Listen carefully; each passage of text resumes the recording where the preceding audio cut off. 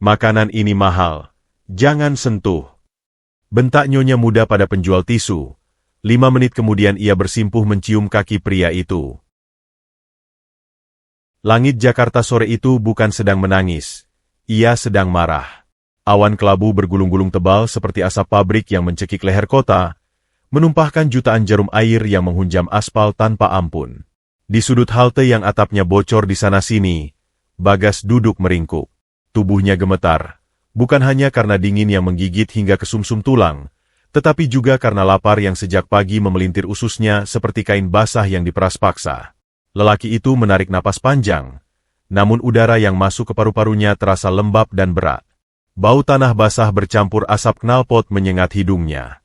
Di pangkuannya, sebuah kardus mie instan bekas yang sudah lepek menjadi satu-satunya harta yang ia jaga mati-matian. Di dalamnya, tersusun beberapa bungkus tisu saku seharga Rp2.000. Barang dagangan yang hari ini belum laku satu pun. Hujan adalah musuh bagi pedagang asongan sepertinya. Orang-orang di dalam mobil mewah tidak butuh tisu dari tangan kotor pedagang jalanan, dan pejalan kaki terlalu sibuk berlari menghindari air untuk sekadar menoleh padanya. Bagas menatap nanar ke arah jalan raya. Ban-ban mobil yang melaju kencang mencipratkan air keruh ke trotoar, nyaris mengenai wajahnya yang kusam. Ia merasa seperti hantu. Ada, tapi tidak dianggap.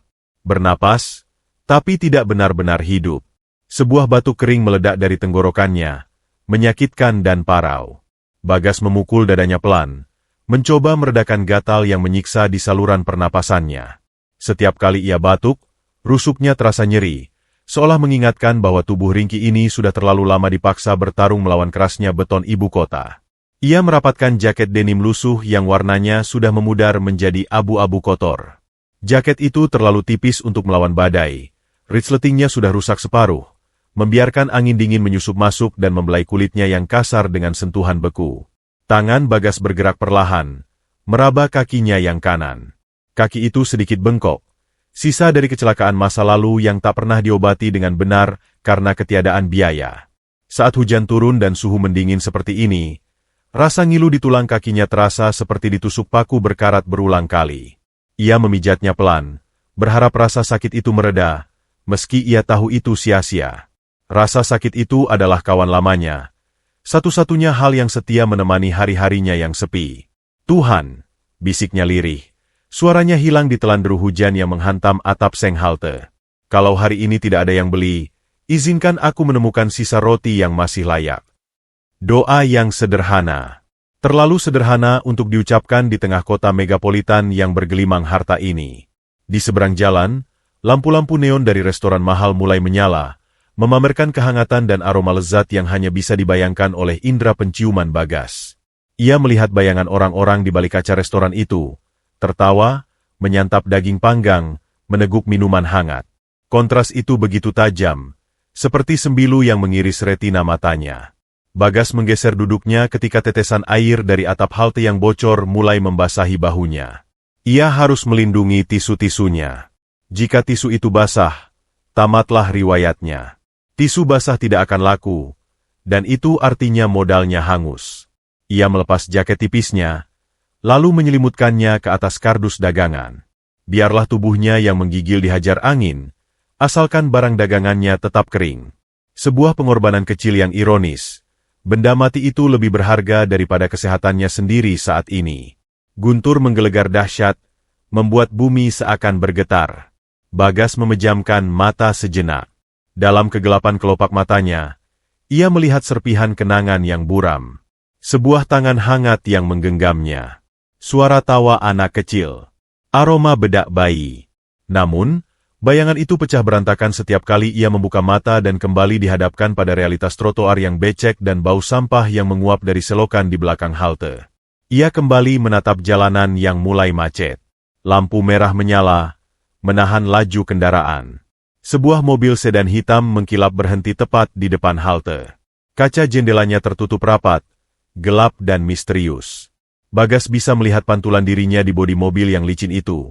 Seorang gelandangan kurus, kotor, dengan rambut acak-acakan yang menyedihkan. Ia merasa malu pada bayangannya sendiri. Ia ingin memalingkan wajah, tetapi rasa lapar memaksanya untuk berharap. Mungkin, hanya mungkin, kaca jendela itu akan turun dan seseorang akan menyodorkan selembar uang. Namun, lampu lalu lintas berubah hijau. Mobil itu melaju pergi, meninggalkan kepulan asap dan cipratan air genangan yang besar. Biur. Air lumpur hitam menyiram tubuh bagian bawah Bagas. Celana kainnya yang sudah robek di bagian lutut kini basah kuyup, lengket, dan dingin. Bagas terdiam. Ia tidak marah. Ia tidak memaki. Ia hanya menunduk, menatap kakinya yang kini tertutup lumpur.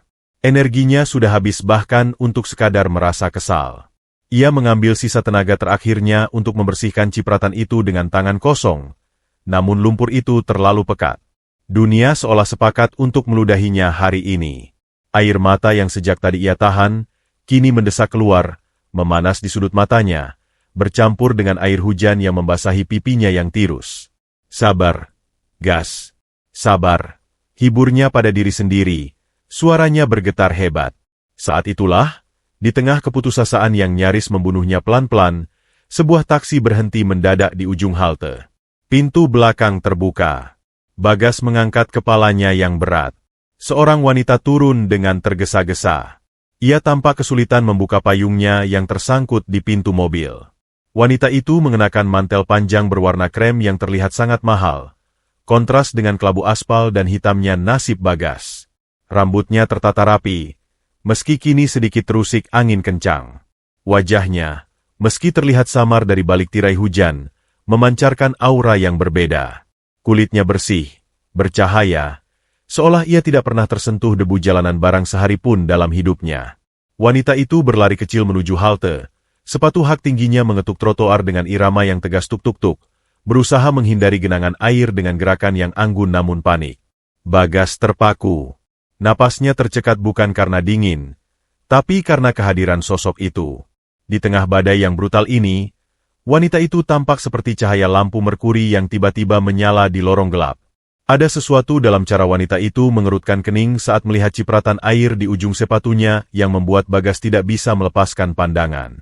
Aroma parfum yang lembut, wangi melati dan vanila, tiba-tiba menyusup masuk ke indera penciuman Bagas, mengalahkan bau selokan dan asap kendaraan yang sejak tadi menyiksanya. Wangi itu terasa tidak asing. Wangi itu seperti memanggil memori purba yang terkubur jauh di dasar otak belakangnya. Wanita itu kini berdiri di ujung halte, hanya berjarak 3 meter darinya. Ia sibuk mengibas-ngibaskan mantelnya yang terkena sedikit percikan air. Wajahnya tampak kesal, namun tetap memesona. Ia belum menyadari keberadaan Bagas yang meringkuk di sudut gelap seperti gumpalan sampah basah. Bagas menelan ludah. Jantungnya berdegup aneh. Bukan karena takut, bukan karena rasa rendah diri yang biasa ia rasakan di hadapan orang kaya. Ada dorongan aneh yang menjalar dari dadanya, sebuah naluri purba yang ia pikir sudah mati, keinginan untuk melindungi. Di tengah hujan yang semakin gila, Bagas menatap wanita itu lekat-lekat. Ia belum tahu siapa wanita itu, namun semesta seakan berbisik bahwa pertemuan ini bukanlah sebuah kebetulan. Ini adalah awal dari badai yang sesungguhnya. Dinda merapatkan mantel cashmere berwarna krem yang membalut tubuh rampingnya, seolah kain mahal itu bisa menjadi benteng pertahanan dari serangan udara Jakarta yang lembab dan kotor. Baginya, halte bus tua ini bukan sekadar tempat menunggu, melainkan sebuah neraka kecil berukuran 3 kali 4 meter. Atap seng di atas kepalanya berkarat parah, meneteskan air keruh yang berirama statis, sementara dinding-dindingnya penuh dengan coretan cat semprot vandalisme yang tidak senonoh. Ia menyesal setengah mati. Seharusnya ia tidak menyuruh sopir pribadinya pulang lebih awal, hanya karena ingin mampir sebentar ke butik kain langganannya yang ternyata tutup. Kini, aplikasi taksi online di ponsel pintarnya hanya menampilkan lingkaran berputar tanpa henti, sinyal hilang ditelan badai. Baterai ponselnya menunjukkan angka merah 5%, sebuah ancaman kematian digital yang membuatnya panik. Dinda menghela napas kasar, uap putih keluar dari mulutnya yang terpoles lipstik matte warna peach. Hidung mancungnya mengkerut. Ada bau yang sangat ia benci di sini. Bau aspal basah yang bercampur dengan sampah busuk, limbah selokan, dan aroma apek manusia yang jarang tersentuh sabun. Matanya melirik tajam ke sudut halte, sumber dari aroma apek itu.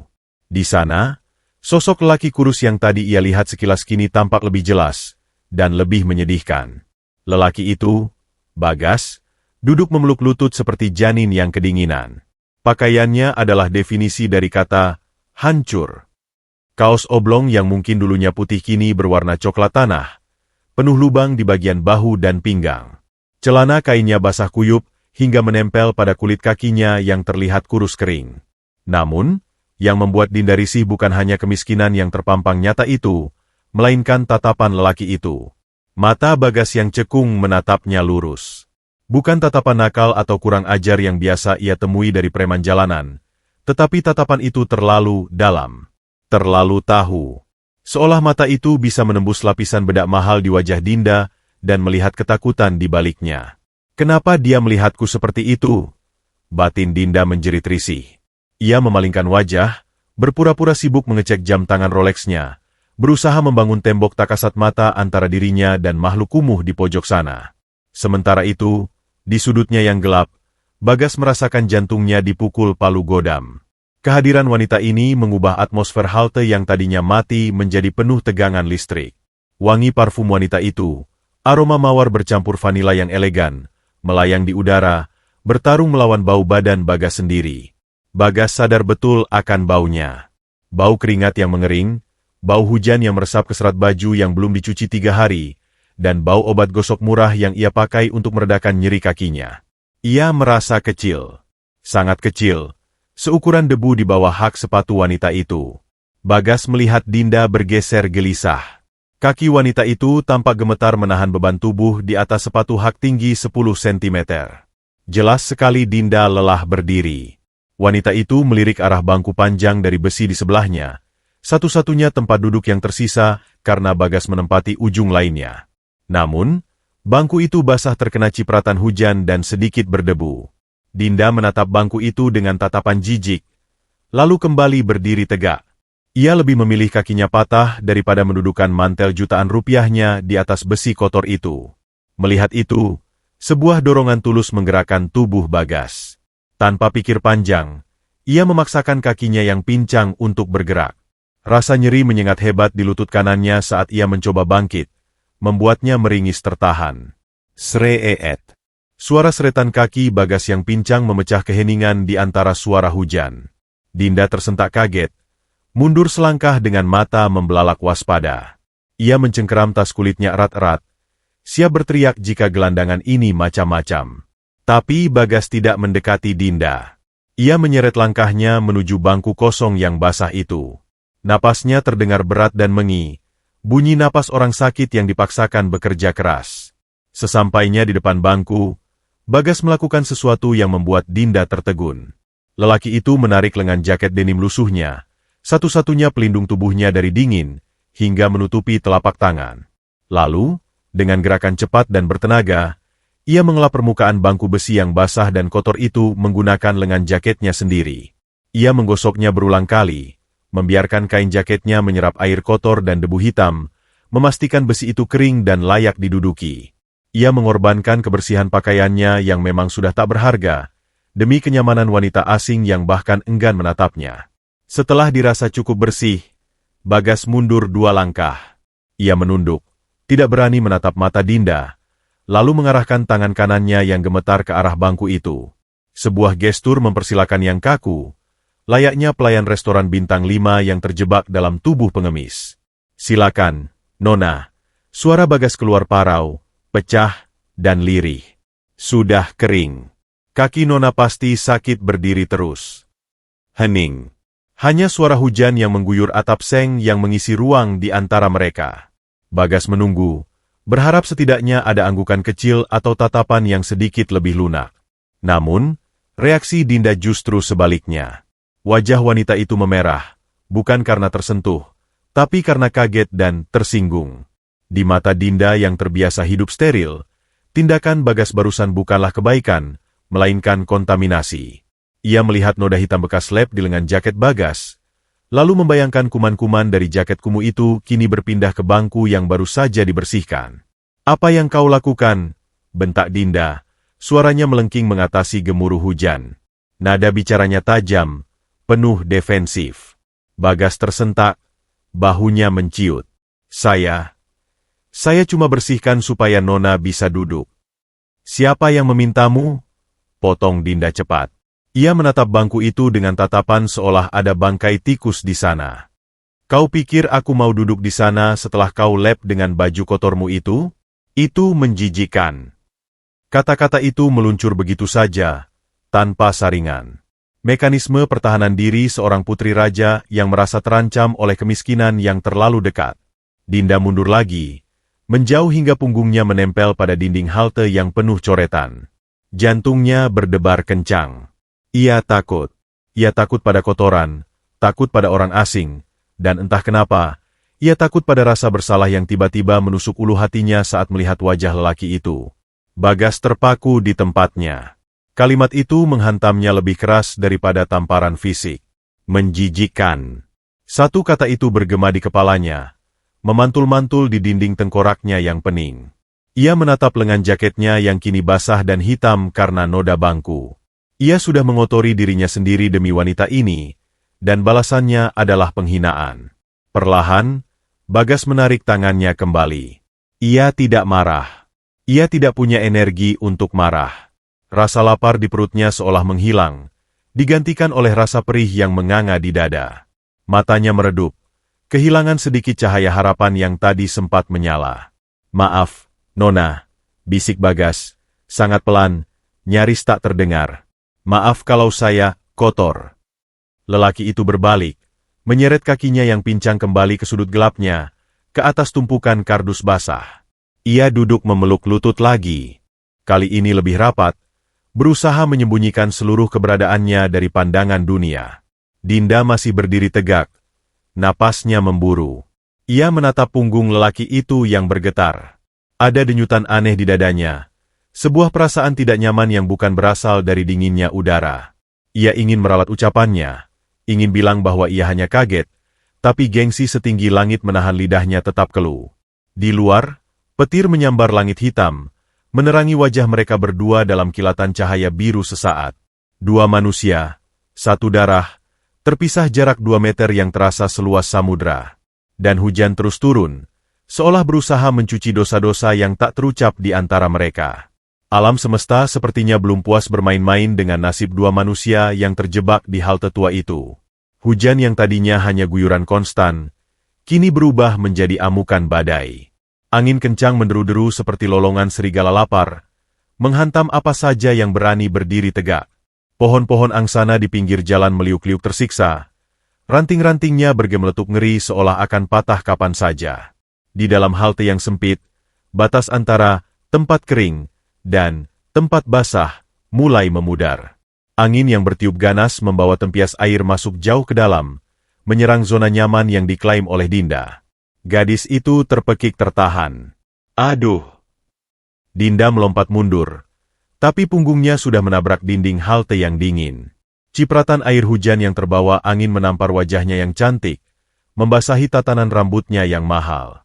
Namun, mimpi buruk yang sebenarnya terjadi di bawah sana. Sepatu stiletto impor miliknya kini tergenang air keruh yang meluap dari got yang tersumbat. Kulit kakinya yang putih mulus terkena cipratan lumpur hitam pekat. Tidak mungkin. Dinda panik. Matanya melebar horor menatap sepatunya yang kini ternoda. Bagi Dinda, noda itu bukan sekadar kotoran. Itu adalah cacat pada kesempurnaan yang selalu ia jaga. Ia berusaha mengibas-ngibaskan kakinya, tapi air hujan terus menyerang tanpa ampun, seolah mengejek ketidakberdayanya. Ia merasa dikepung. Mobil jemputannya entah di mana, taksi tak kunjung datang, dan kini alam bersekongkol merusak penampilannya. Ia menggigil. Bukan hanya kedinginan, tapi ketakutan. Ia merasa telanjang di hadapan kekuatan alam yang tak peduli pada status sosialnya. Di sudut yang gelap, sepasang mata lelah menyaksikan kepanikan itu. Bagas masih duduk memeluk lutut, namun hatinya bergejolak hebat. Ia melihat wanita itu terpojok. Ia melihat bahu Dinda yang gemetar dan wajahnya yang pucat pasi menahan tangis. Ingatan tentang penolakan kasar dan kata, menjijikan, tadi masih terasa perih mengiris dadanya, meninggalkan luka yang belum kering. Logika Bagas berteriak keras, biarkan saja. Dia orang kaya. Dia menghinamu. Dia tidak butuh bantuan dari sampah sepertimu. Namun, hati Bagas terbuat dari materi yang berbeda. Hatinya tidak menyimpan dendam, hanya menyimpan memori tentang bagaimana rasanya kedinginan tanpa ada yang peduli. Dan melihat orang lain merasakan dingin yang sama, membuatnya sakit. Bagas menghela napas panjang, uap putih keluar dari mulutnya. Ia merogoh ke sisi kardus dagangannya, menarik keluar sebuah benda panjang yang terbungkus plastik kresek hitam. Sebuah payung. Itu bukan payung yang layak disebut pelindung. Warnanya biru pudar. Kainnya sudah menipis di sana-sini termakan usia. Gagangnya terbuat dari kayu murahan yang sudah retak. Bagas menemukannya di tempat sampah 3 bulan lalu, memperbaikinya sebisanya dengan kawat dan karet gelang. Ia menatap payung butut itu, lalu menatap Dinda yang semakin basah kuyup terkena tempias. Dengan satu gerakan pasti, mengabaikan rasa nyeri di lututnya, Bagas bangkit berdiri. Ia tidak berjalan mendekat, tapi melangkah keluar dari atap halte. Dinda tersentak kaget saat melihat bayangan lelaki itu bergerak. Ia pikir Bagas akan pergi atau nekat menembus hujan. Namun, lelaki itu justru berdiri di sisi halte yang terbuka, tepat di arah datangnya angin. Trek. Suara payung dibuka terdengar menyedihkan. Salah satu jari-jari besi payung itu patah, membuat bentuknya tidak simetris, terkulai layu di satu sisi seperti sayap burung yang cedera. Namun, Bagas mengangkatnya tinggi-tinggi. Ia memosisikan payung rusak itu sedemikian rupa sehingga menghalangi angin dan air yang menyerang Dinda. Dinda terdiam, mulutnya sedikit terbuka.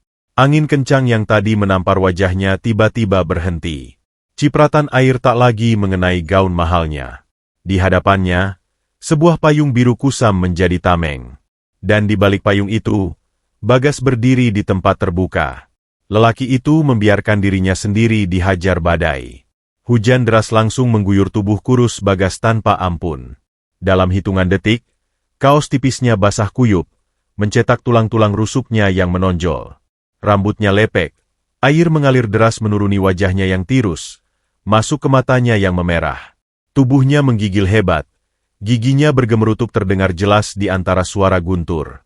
Namun, tangannya yang memegang gagang payung tetap kokoh. Ia tidak menatap Dinda.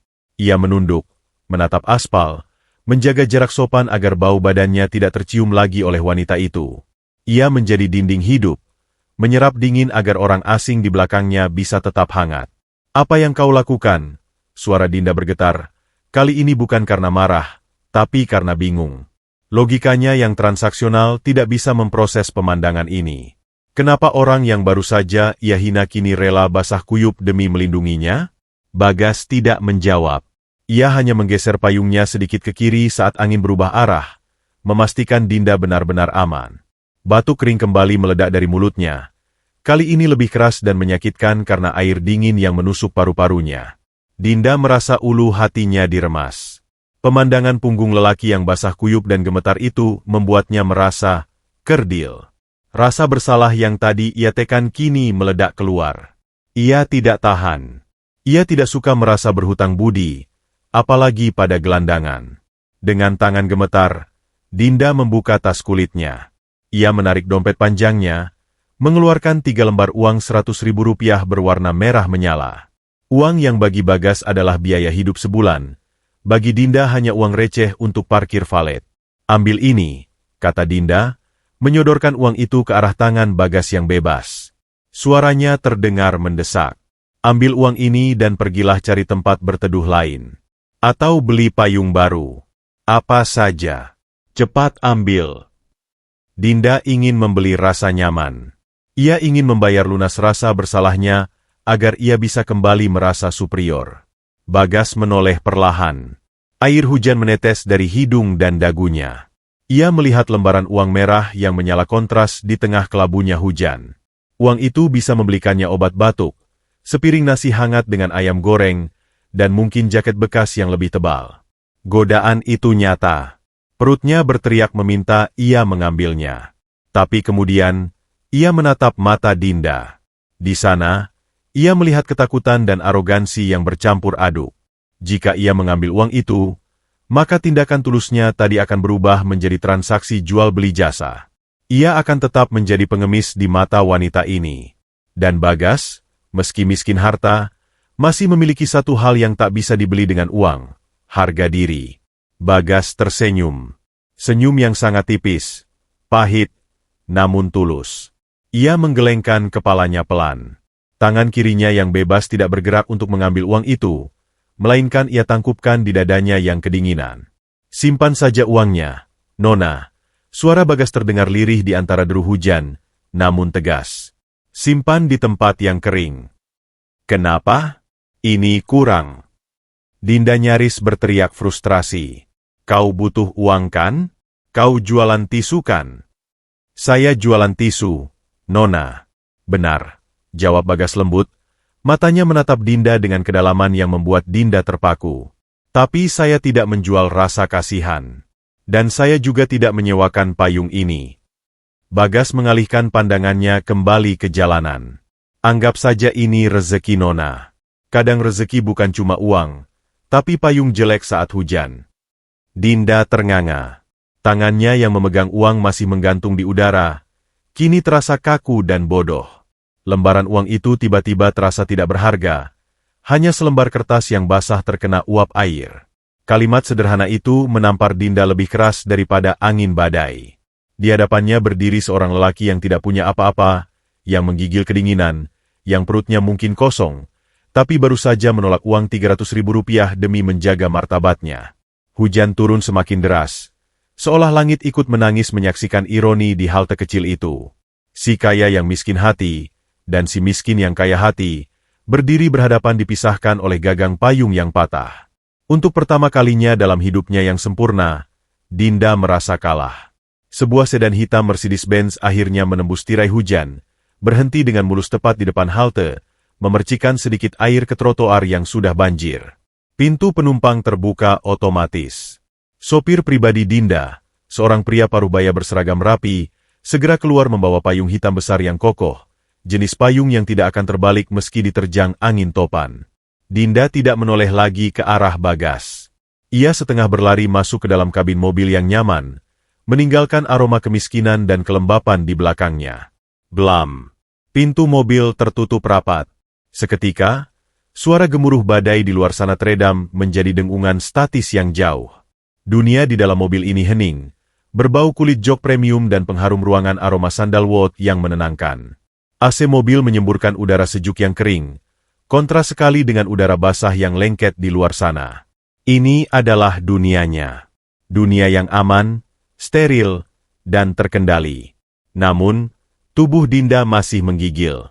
Bukan karena dinginnya sisa air hujan yang menempel di mantelnya, melainkan karena getaran aneh yang menjalar dari ulu hati hingga ke ujung jari-jarinya.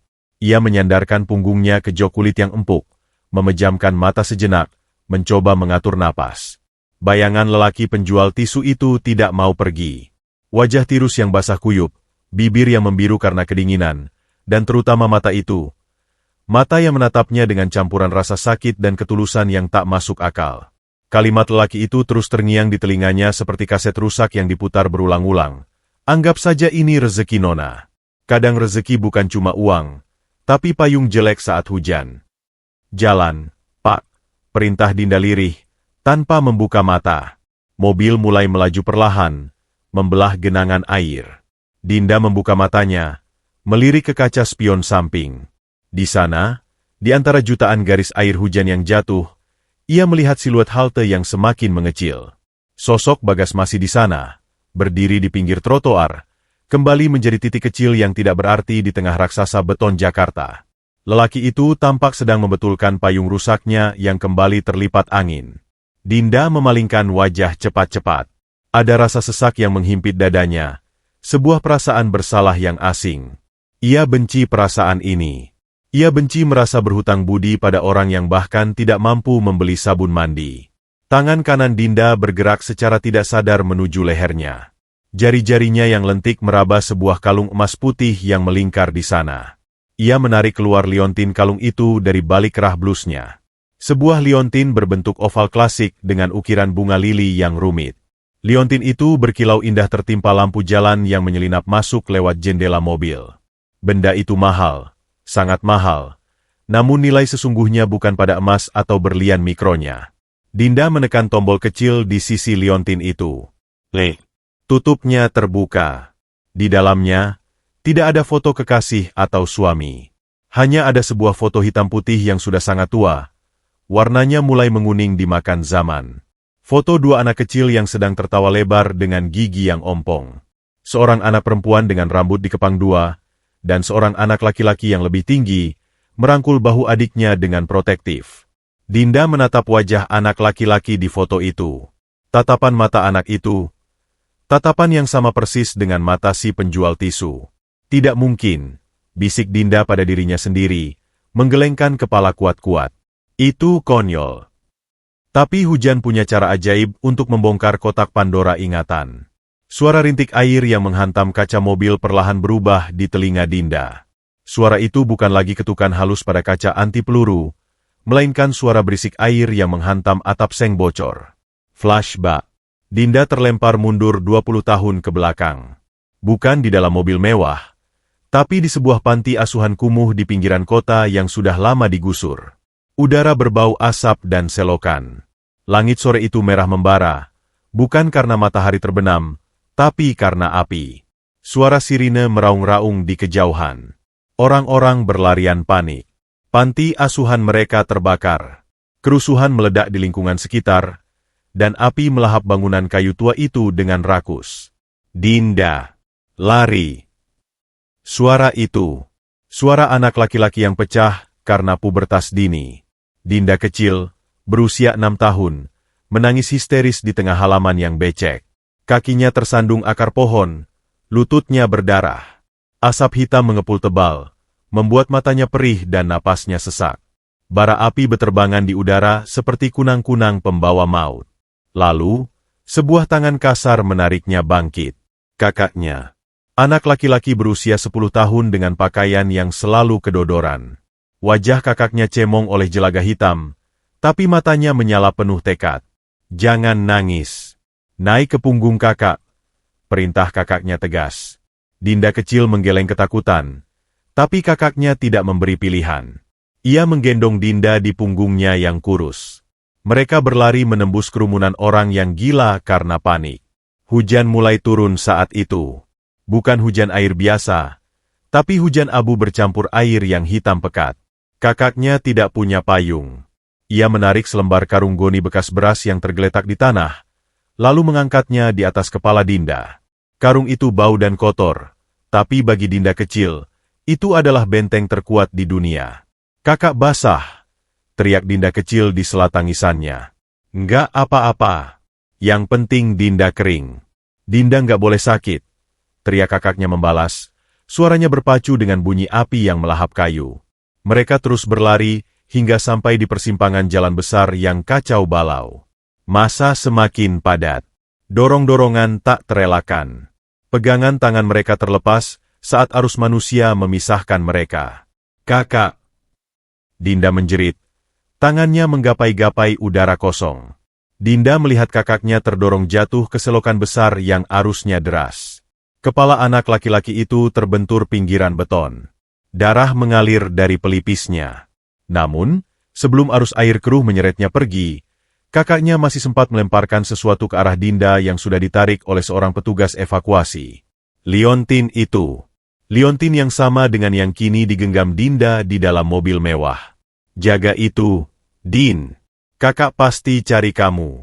Kakak janji. Suara itu menghilang di telan gemuruh hujan dan teriakan massa.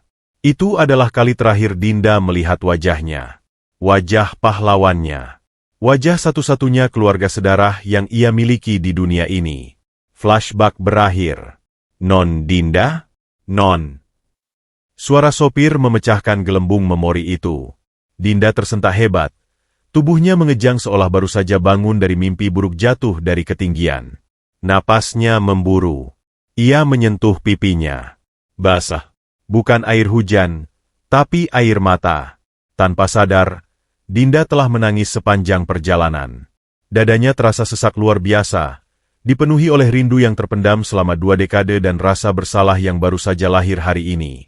Non sakit? Kita ke rumah sakit? Tanya sopir itu khawatir, melihat wajah majikannya yang pucat pasi lewat spion tengah.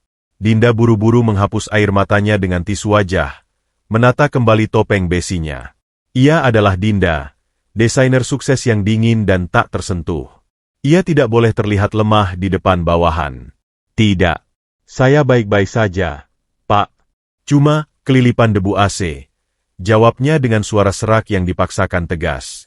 Ia menutup liontin itu dengan bunyi klik yang nyaring, lalu memasukkannya kembali ke balik bajunya, menyembunyikannya dekat dengan detak jantungnya. Ia menatap keluar jendela lagi.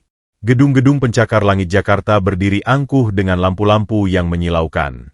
Di kota sebesar ini, mencari satu orang yang hilang 20 tahun lalu sama seperti mencari jarum di tumpukan jerami. Ia sudah mencoba menyewa detektif swasta, memasang iklan, tapi hasilnya nihil. Kakaknya mungkin sudah mati, atau pindah ke pulau lain. Tapi kenapa? Kenapa hati nuraninya berteriak begitu keras hari ini? Kenapa cara penjual tisu itu memayunginya dengan payung rusak tadi terasa begitu identik dengan cara kakaknya memayunginya dengan karung goni?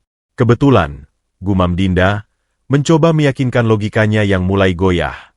Cuma kebetulan. Orang miskin memang suka mendramatisir keadaan.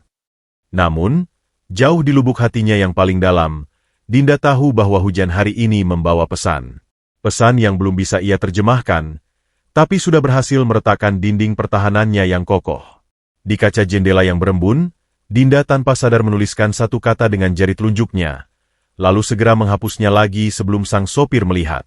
Kakak, hujan telah mereda menjadi gerimis halus, menyisakan genangan-genangan air keruh yang memantulkan cahaya lampu kota yang mulai menggeliat. Di halte yang kini sepi, Bagas masih berdiri terpaku. Matanya tidak tertuju pada jalanan yang macet, melainkan pada benda yang tertinggal di ujung bangku besi, tempat Dinda tadi sempat duduk sejenak sebelum lari ketakutan. Sebuah syal. Kain itu tergeletak begitu saja, seperti sepotong awan merah muda yang jatuh ke bumi yang kotor. Bagas mendekatinya dengan langkah menyeret. Ia ragu untuk menyentuhnya. Tangannya yang kasar, kapalan, dan bernoda tanah terasa seperti dosa jika harus bersentuhan dengan benda sehalus itu. Namun, ia tidak bisa membiarkannya di sana. Jika angin bertiup lagi, syal itu akan jatuh ke selokan dan berakhir menjadi sampah. Dengan ujung jari yang gemetar, Bagas memungutnya. Sutra, teksturnya begitu lembut. Nyaris seperti air yang mengalir di sela-sela jarinya.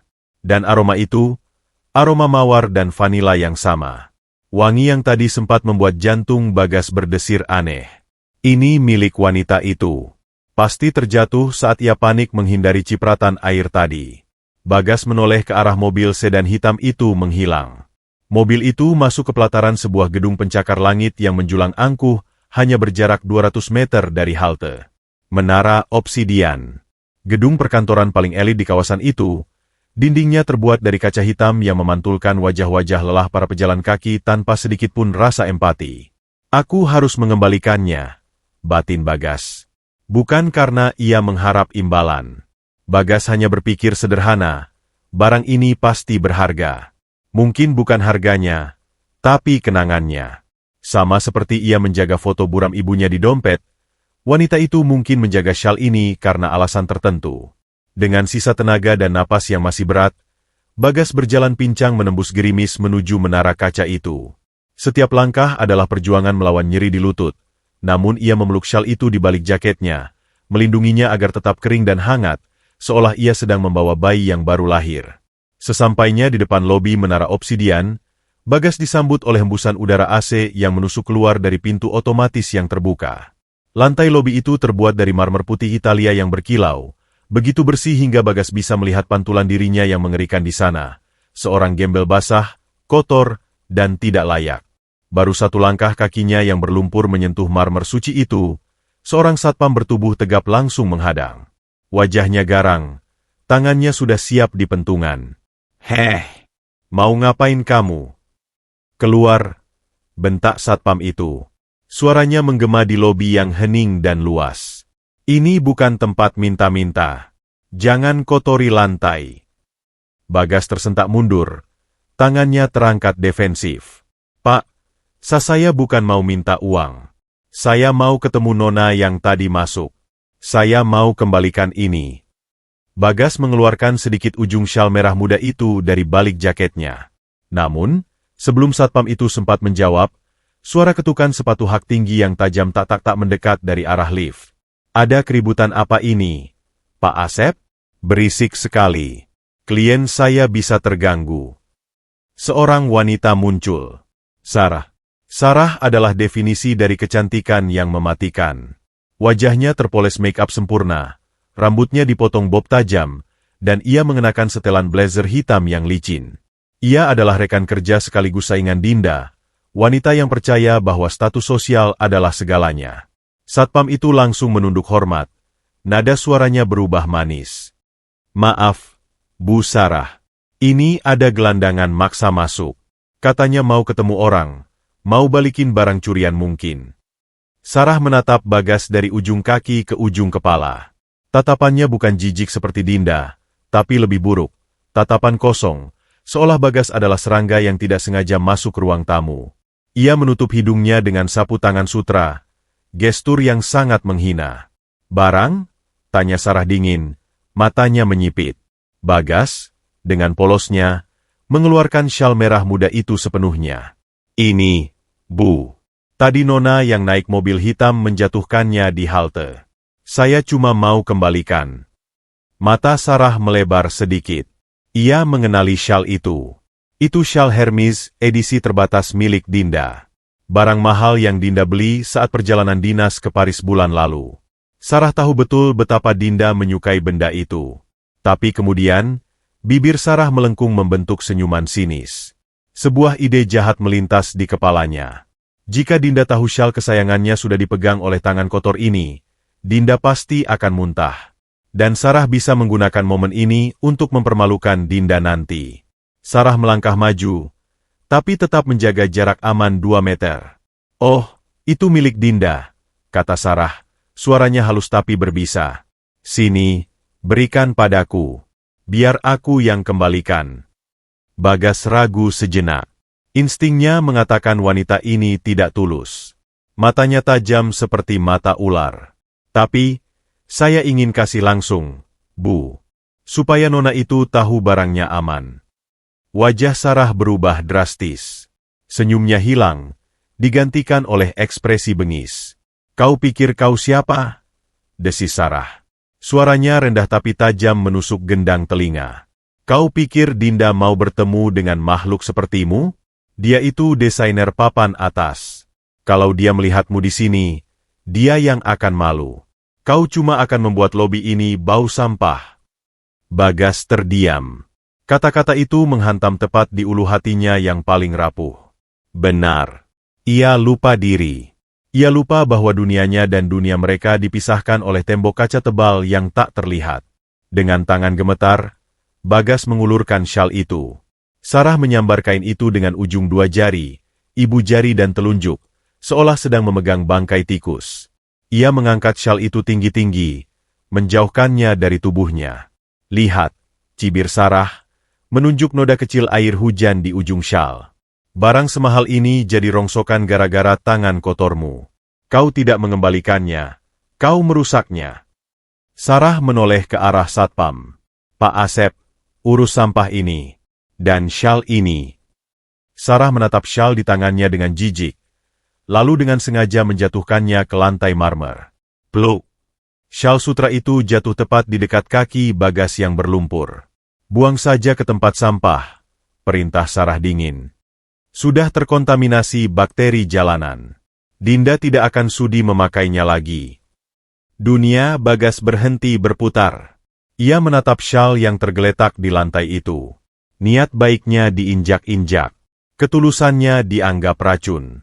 Ia sudah berjalan jauh dengan kaki sakit, menahan dingin, hanya untuk melihat barang itu dibuang seperti sampah, sama seperti dirinya yang dianggap sampah. Tapi Bu. Suara Bagas pecah, air mata menggenang di pelupuk matanya yang merah. Itu masih bagus. Pergi, bentak Sarah, memutus harapan terakhir Bagas. Satpam itu langsung bertindak kasar. Ia mencengkeram kerah jaket Bagas, menariknya paksa ke arah pintu keluar. Ayo keluar. Jangan bikin Bu Sarah marah. Tubuh ringkih Bagas terseret. Ia tidak melawan. Ia tidak punya tenaga untuk melawan. Kakinya yang pincang tersandung karpet pintu, membuatnya jatuh tersungkur di aspal basah pelataran gedung. Lututnya menghantam beton keras, rasa nyeri menjalar hebat hingga ke pinggang. Dari balik pintu kaca lobi yang tertutup, Bagas melihat Sarah menendang syal merah muda itu ke pinggir dengan ujung sepatu hak tingginya, lalu tertawa kecil pada resepsionis seolah baru saja menceritakan lelucon lucu. Bagas perlahan bangkit, menepuk-nepuk celananya yang basah. Hujan sudah berhenti, tapi badai di dalam dadanya baru saja dimulai. Ia menatap gedung megah itu sekali lagi. Di sana, kebaikan tidak punya harga. Di sana, kemiskinan adalah kejahatan. Ia berbalik, menyeret langkahnya kembali ke kegelapan jalanan. Meninggalkan syal itu, meninggalkan harga dirinya yang tersisa, dan meninggalkan satu-satunya jejak yang bisa menghubungkannya dengan adiknya. Malam itu, Jakarta terasa lebih dingin dari biasanya. Pintu lift berdenting lembut, terbuka di lantai dasar lobi Menara Obsidian. Dinda melangkah keluar, matanya masih sembab sisa tangis yang ia sembunyikan di mobil tadi. Ia berniat langsung pulang, menenangkan gemuruh di dadanya dengan segelas anggur mahal di apartemennya yang sunyi. Namun, pemandangan di tengah lobi memaksanya berhenti mendadak. Di atas lantai marmer putih yang berkilau di bawah sorotan lampu kristal, tergeletak sebuah benda yang sangat ia kenal. Syal sutra merah muda miliknya. Benda itu teronggok menyedihkan di dekat pot tanaman hias, kusut dan kotor, seolah baru saja ditendang seperti sampah. Di dekat pintu keluar, Sarah sedang tertawa renyah bersama resepsionis, sementara Pak Asep, satpam gedung, sedang membersihkan tangannya dengan hand sanitizer seolah baru saja memegang limbah beracun. Orang gila itu nekat sekali masuk ke sini. Sayup-sayup Dinda mendengar suara Sarah. Untung sudah kumasukkan ke tempatnya yang seharusnya. Jalanan. Darah Dinda mendesir hebat. Firasatnya bekerja lebih cepat daripada logikanya.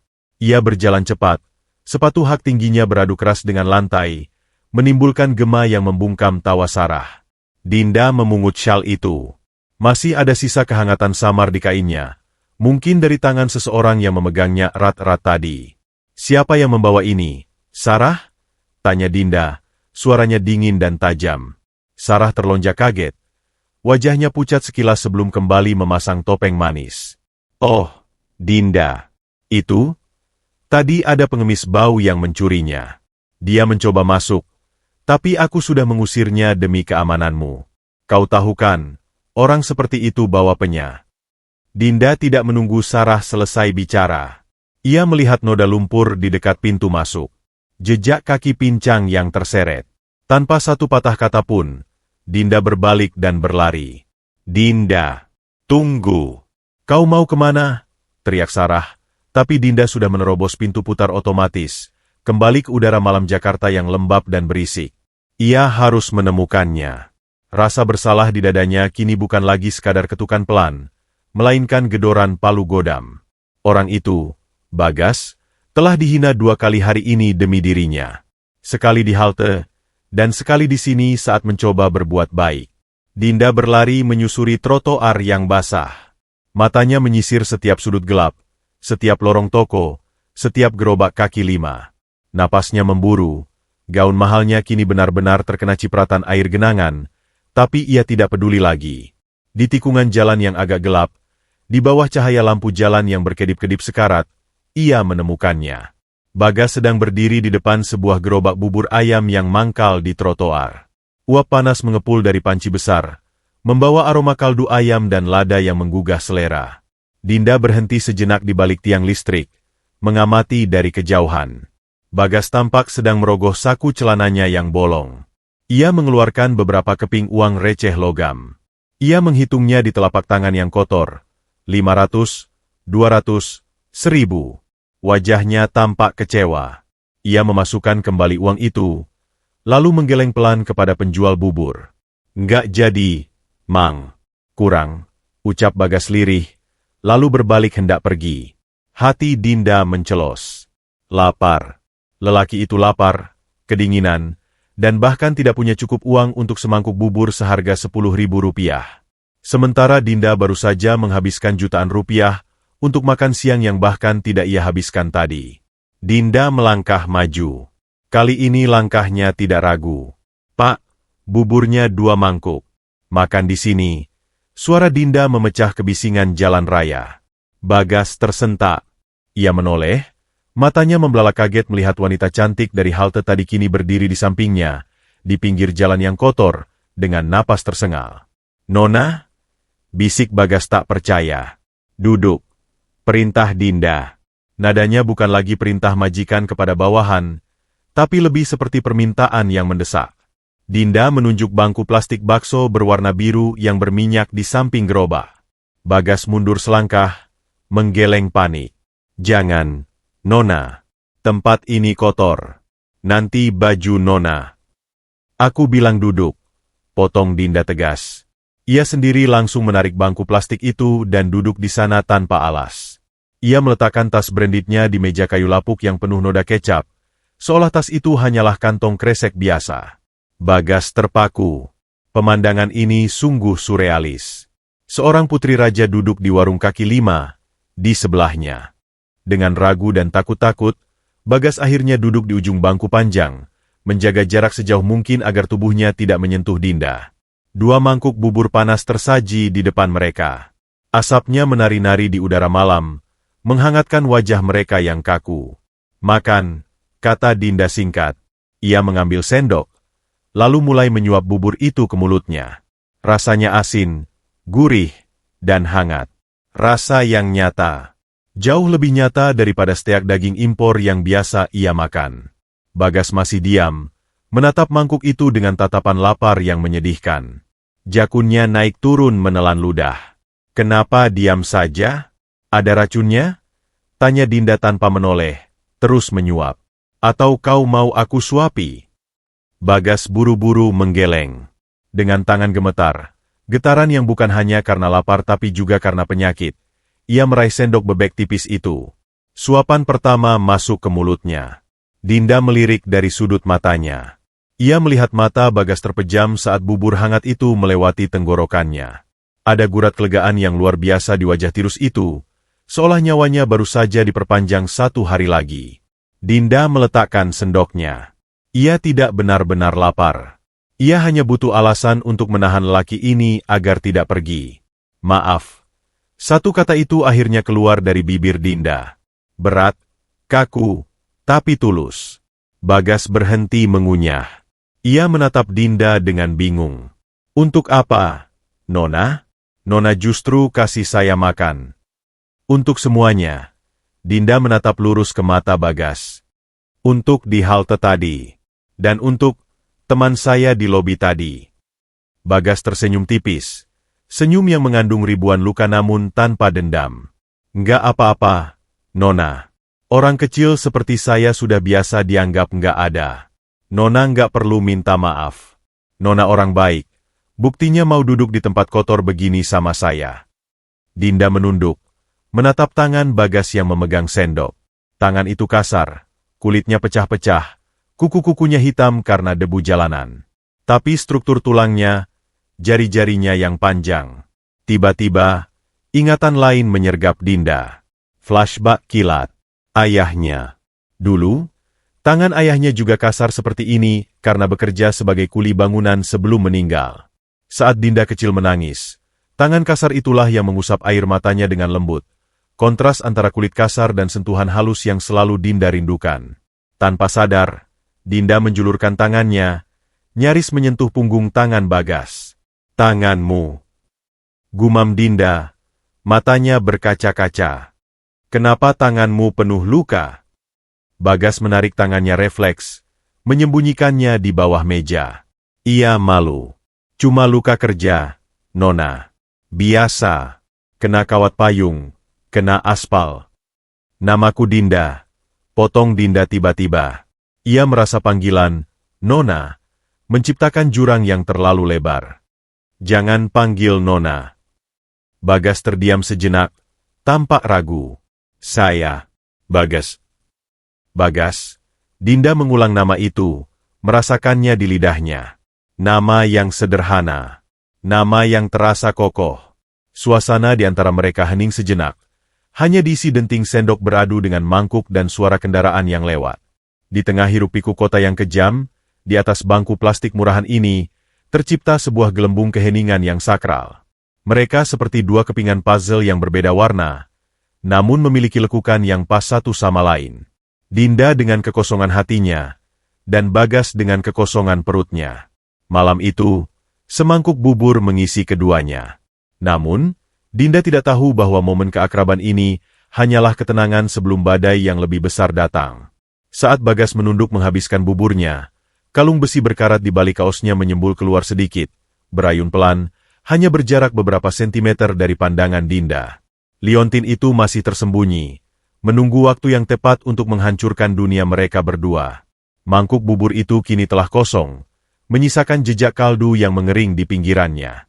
Namun, kehangatan yang sempat singgah di perut Bagas perlahan menguap, digantikan kembali oleh angin malam yang menusuk tulang.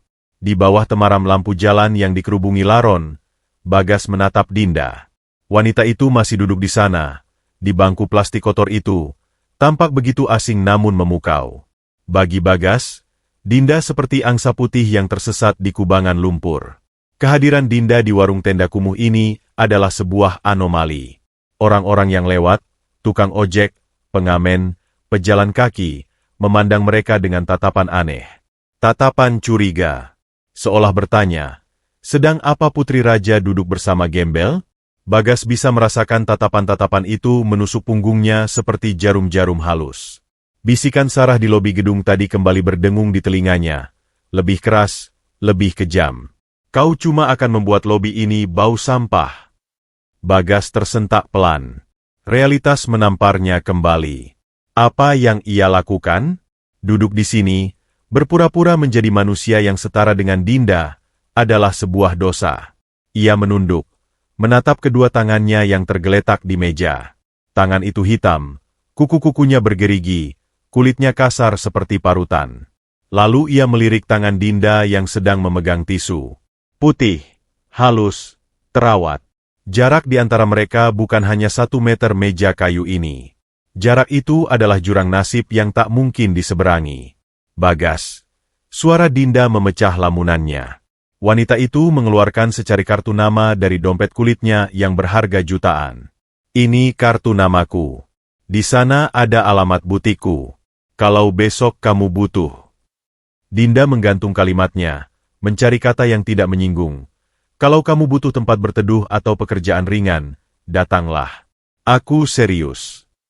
Tawaran itu terdengar seperti nyanyian surga. Pekerjaan, atap, kehidupan yang layak. Namun, Bagas justru merasakan ketakutan yang mencekik. Ia membayangkan dirinya datang ke butik Dinda yang pasti mewah, penuh kaca dan marmer. Ia membayangkan dirinya berdiri di sana dengan baju lusuh ini, membuat pelanggan Dinda jijik, membuat Dinda malu di depan rekan-rekannya yang elit. Ia akan menjadi noda hitam di atas kain sutra putih kehidupan Dinda. Bagas menggeleng cepat. Ia mundur, membuat bangku plastiknya berdecit nyaring di atas aspal. Tidak, Nona, Mbak Dinda. Terima kasih, tolak Bagas, suaranya bergetar. Ia tidak mengambil kartu nama itu. Ia bahkan tidak berani menyentuhnya. Bubur ini sudah cukup. Sangat cukup. Kenapa? Dinda mengerutkan kening. Nada suaranya mendesak. Kamu tidak bisa terus-terusan di jalanan. Kakimu sakit, kan? Aku lihat caramu berjalan. Saya sudah biasa, Mbak. Potong Bagas, kali ini lebih tegas. Ia bangkit berdiri, meraih tongkat kayu seadanya yang ia pakai untuk menopang tubuh.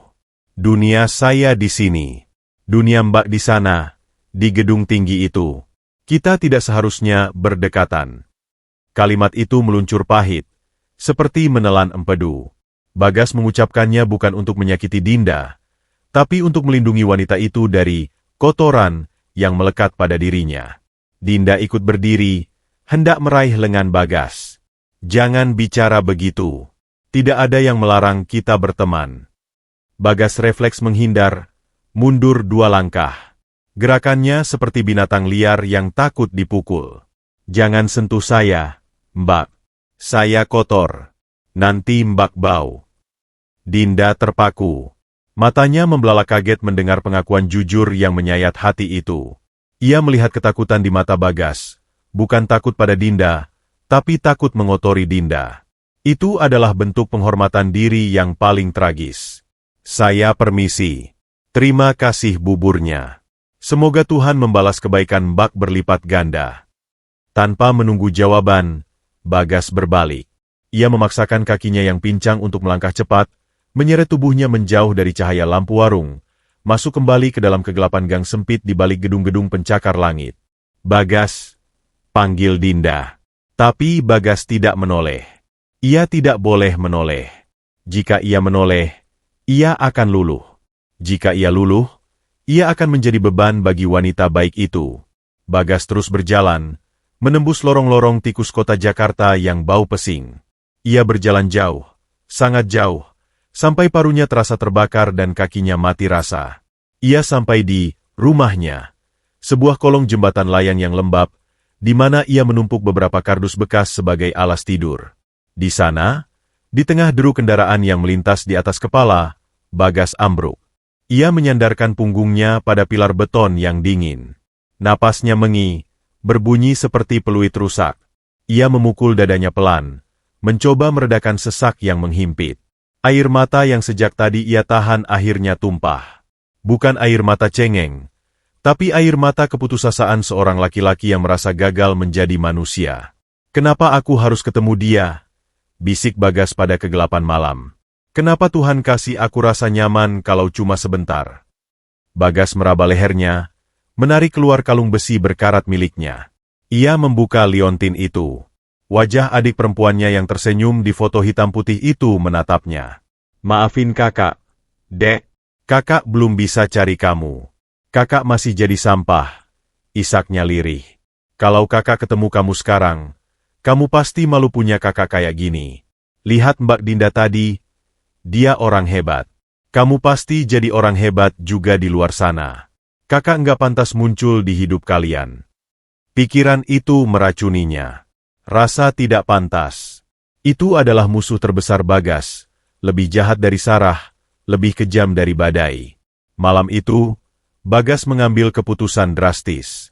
Ia tidak bisa tetap di sini. Dinda tahu tempat ini. Dinda tahu halte tempat ia biasa mangkal. Jika besok Dinda mencarinya lagi, dan hati kecil Bagas tahu wanita itu keras kepala, maka Bagas hanya akan terus merepotkannya. Ia akan terus menjadi benalu. Aku harus pergi, gumamnya. Dengan tenaga yang tersisa, Bagas mulai mengemasi barang-barangnya. Kardus-kardus alas tidur ia lipat. Plastik berisi baju ganti yang apek ia ikat. Payung rusaknya, benda keramat yang tadi sore menjadi pahlawan, ia selipkan di sisi tas karung Goni. Ia akan pindah ke sisi kota yang lain, ke Jakarta Utara, atau mungkin ke pinggiran Bekasi. Kemana saja asal jauh dari menara obsidian, jauh dari jangkauan Dinda. Menghilang adalah satu-satunya cara ia bisa membalas budi. Ia menatap langit-langit beton jembatan untuk terakhir kalinya. Selamat tinggal, Mbak Dinda, bisiknya, seolah menitipkan pesan pada angin malam. Terima kasih sudah memanusiakan saya, walau cuma 1 jam. Bagas mengangkat karung Goninya ke bahu. Beban itu berat, tapi tidak seberat hatinya. Ia menyeret langkahnya keluar dari kolong jembatan, menyongsong malam yang semakin larut.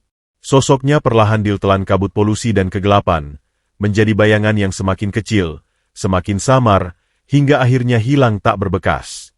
Ia memilih untuk kembali menjadi hantu. Hantu yang mencintai dari kejauhan, agar tidak melukai apa yang dicintainya.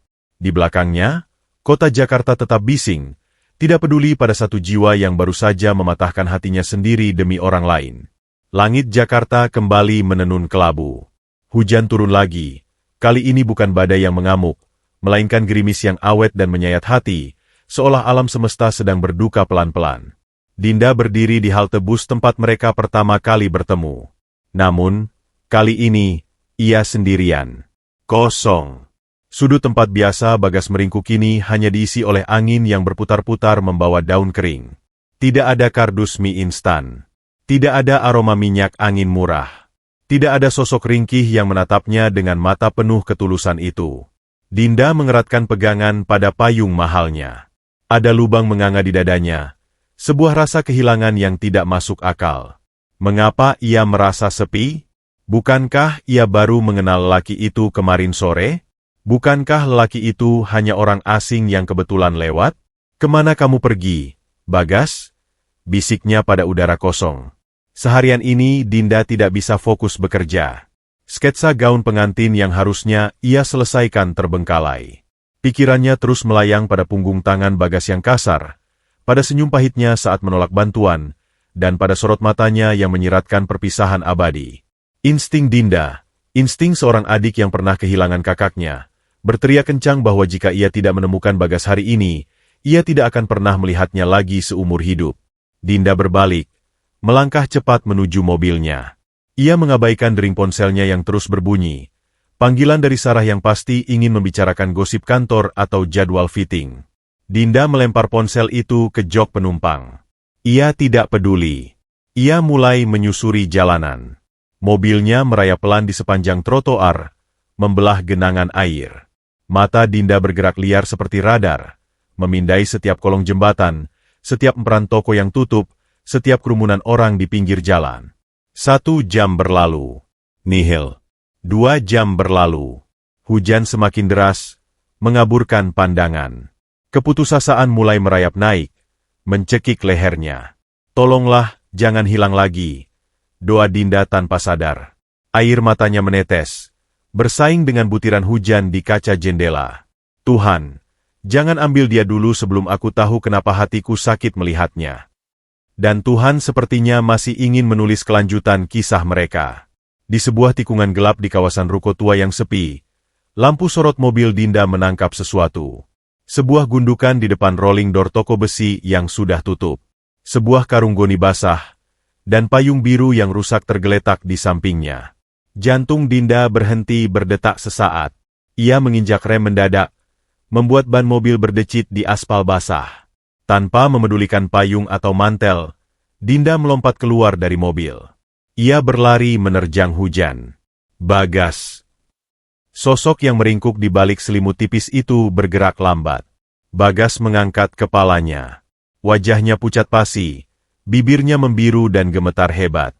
Matanya sayu, nyaris tidak memiliki cahaya kehidupan. Ia sedang demam tinggi. Hujan dan angin malam yang menghantam tubuhnya tanpa henti akhirnya meruntuhkan pertahanan fisiknya yang rapuh.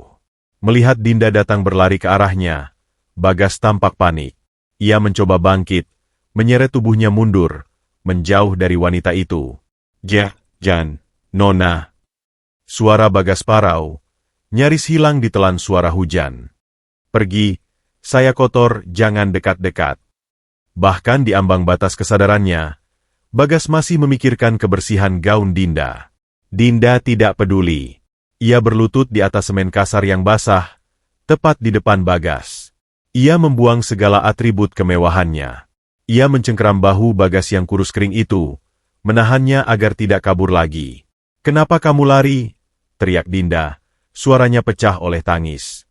"Kenapa kamu menghilang?" Bagas menatap Dinda dengan pandangan nanar. Napasnya memburu. Panas uap demam keluar dari mulutnya. "Saya nggak pantas, Nona. Saya cuma bikin Nona malu. Saya cuma sampah." "Diam," bentak Dinda. Tangannya bergerak menyentuh pipi Bagas. Panas. Sangat panas. Kulit lelaki itu terasa seperti bara api, kontras dengan udara dingin di sekeliling mereka. "Dengar aku, Bagas," ucap Dinda, menatap lurus ke dalam manik mata lelaki itu. Hujan membasahi wajah mereka berdua, menyatukan air mata dan air langit menjadi satu aliran rasa sakit. "Aku tidak tahu siapa kamu. Aku tidak tahu kenapa Tuhan mempertemukan kita di halte itu.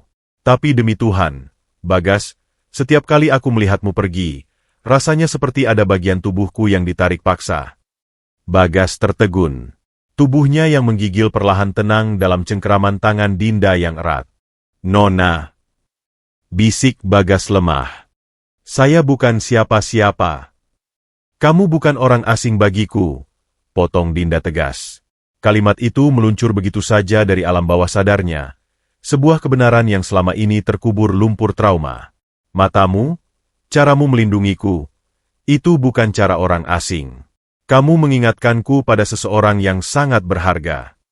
Dinda menarik napas panjang, menahan isak tangis. Jadi tolong, jangan usir aku. Jangan lari lagi. Biarkan aku menolongmu kali ini. Bukan sebagai orang kaya yang kasihan pada orang miskin, tapi sebagai manusia yang butuh manusia lain. Kata-kata itu meruntuhkan tembok pertahanan terakhir Bagas. Lelaki itu tidak lagi punya tenaga untuk melawan takdir. Rasa hangat dari telapak tangan Dinda di pipinya merambat masuk ke dalam jiwanya yang beku. Seumur hidupnya di jalanan, tidak pernah ada yang menyentuhnya selembut ini. Tidak pernah ada yang mencarinya saat ia hilang.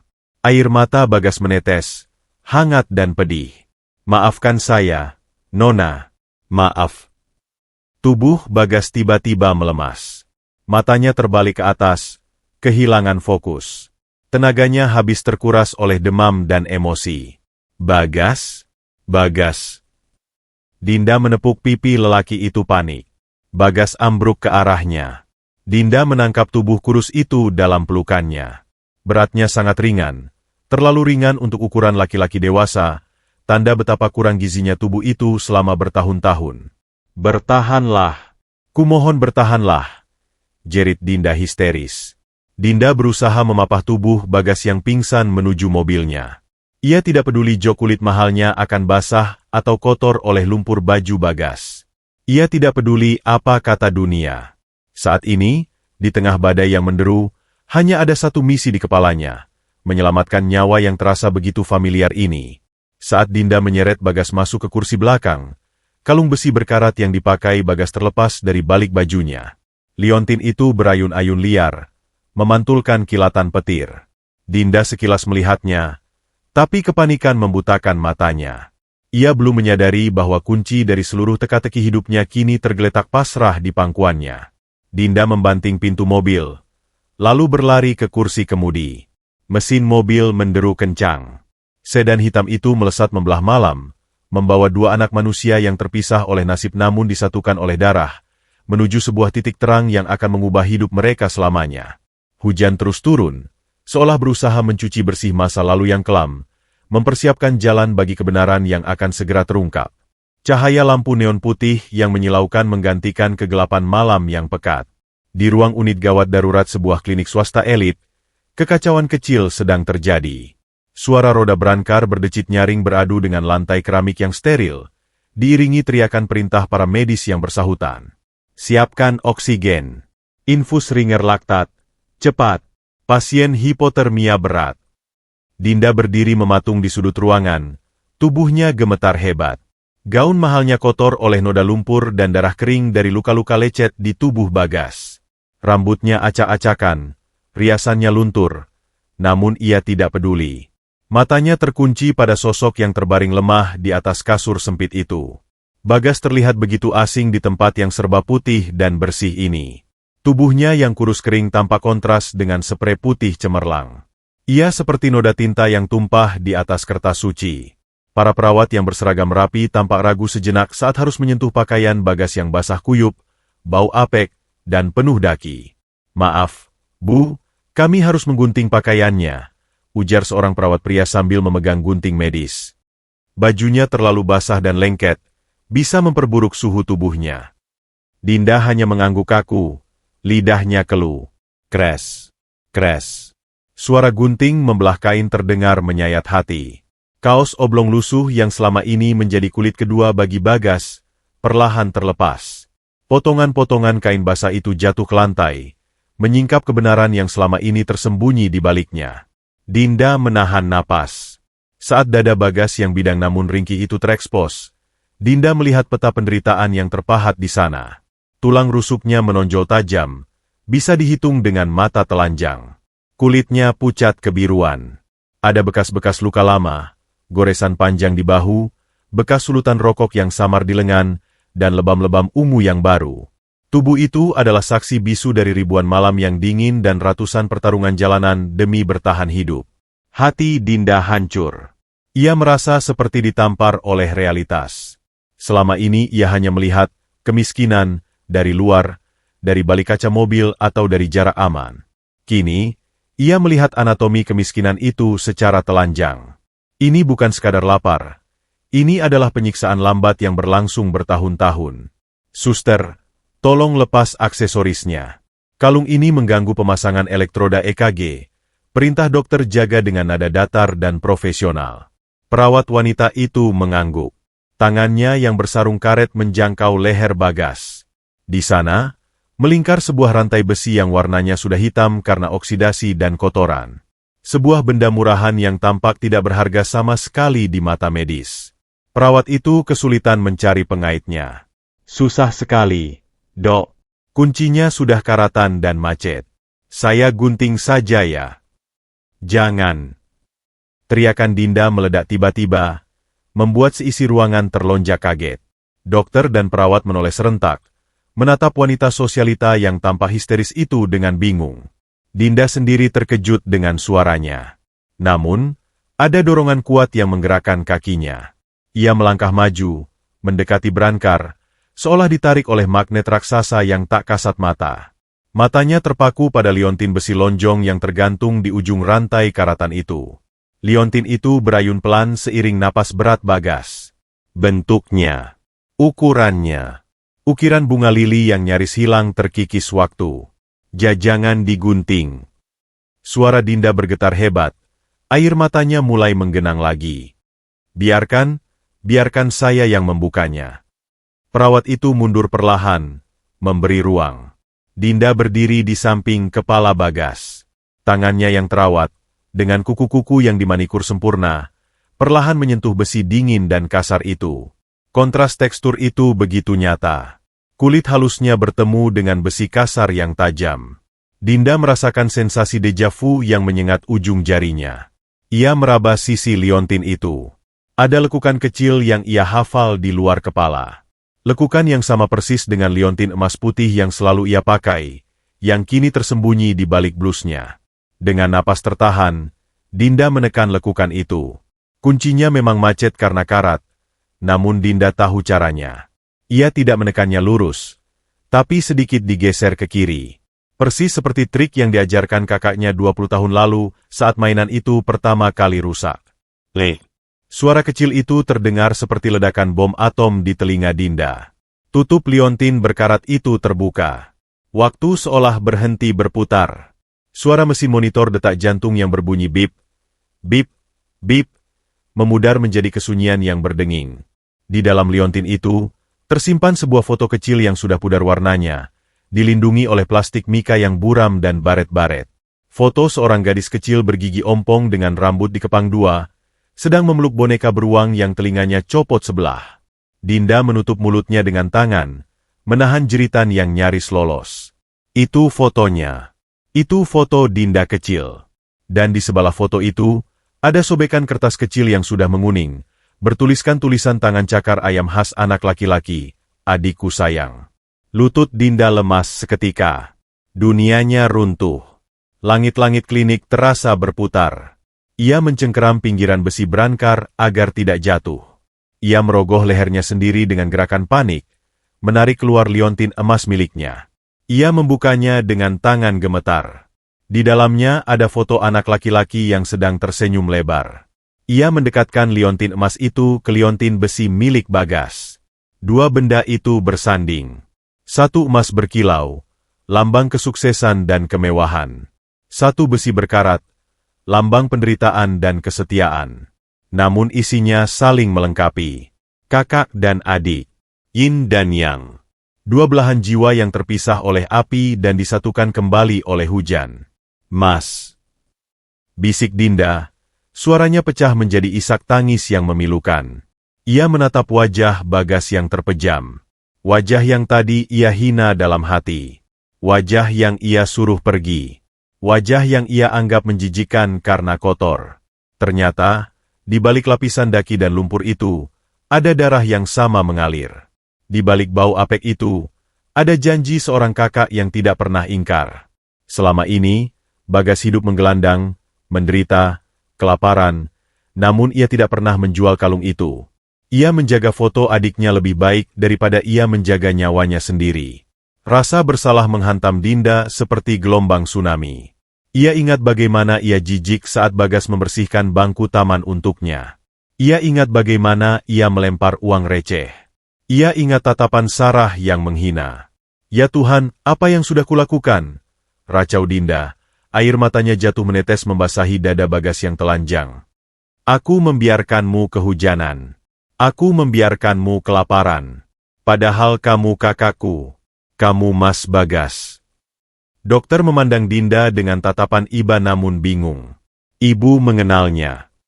Dinda mengangkat wajahnya yang basah oleh air mata. Matanya menyala dengan api penyesalan sekaligus tekad yang baru. Ia tidak lagi peduli pada gengsi.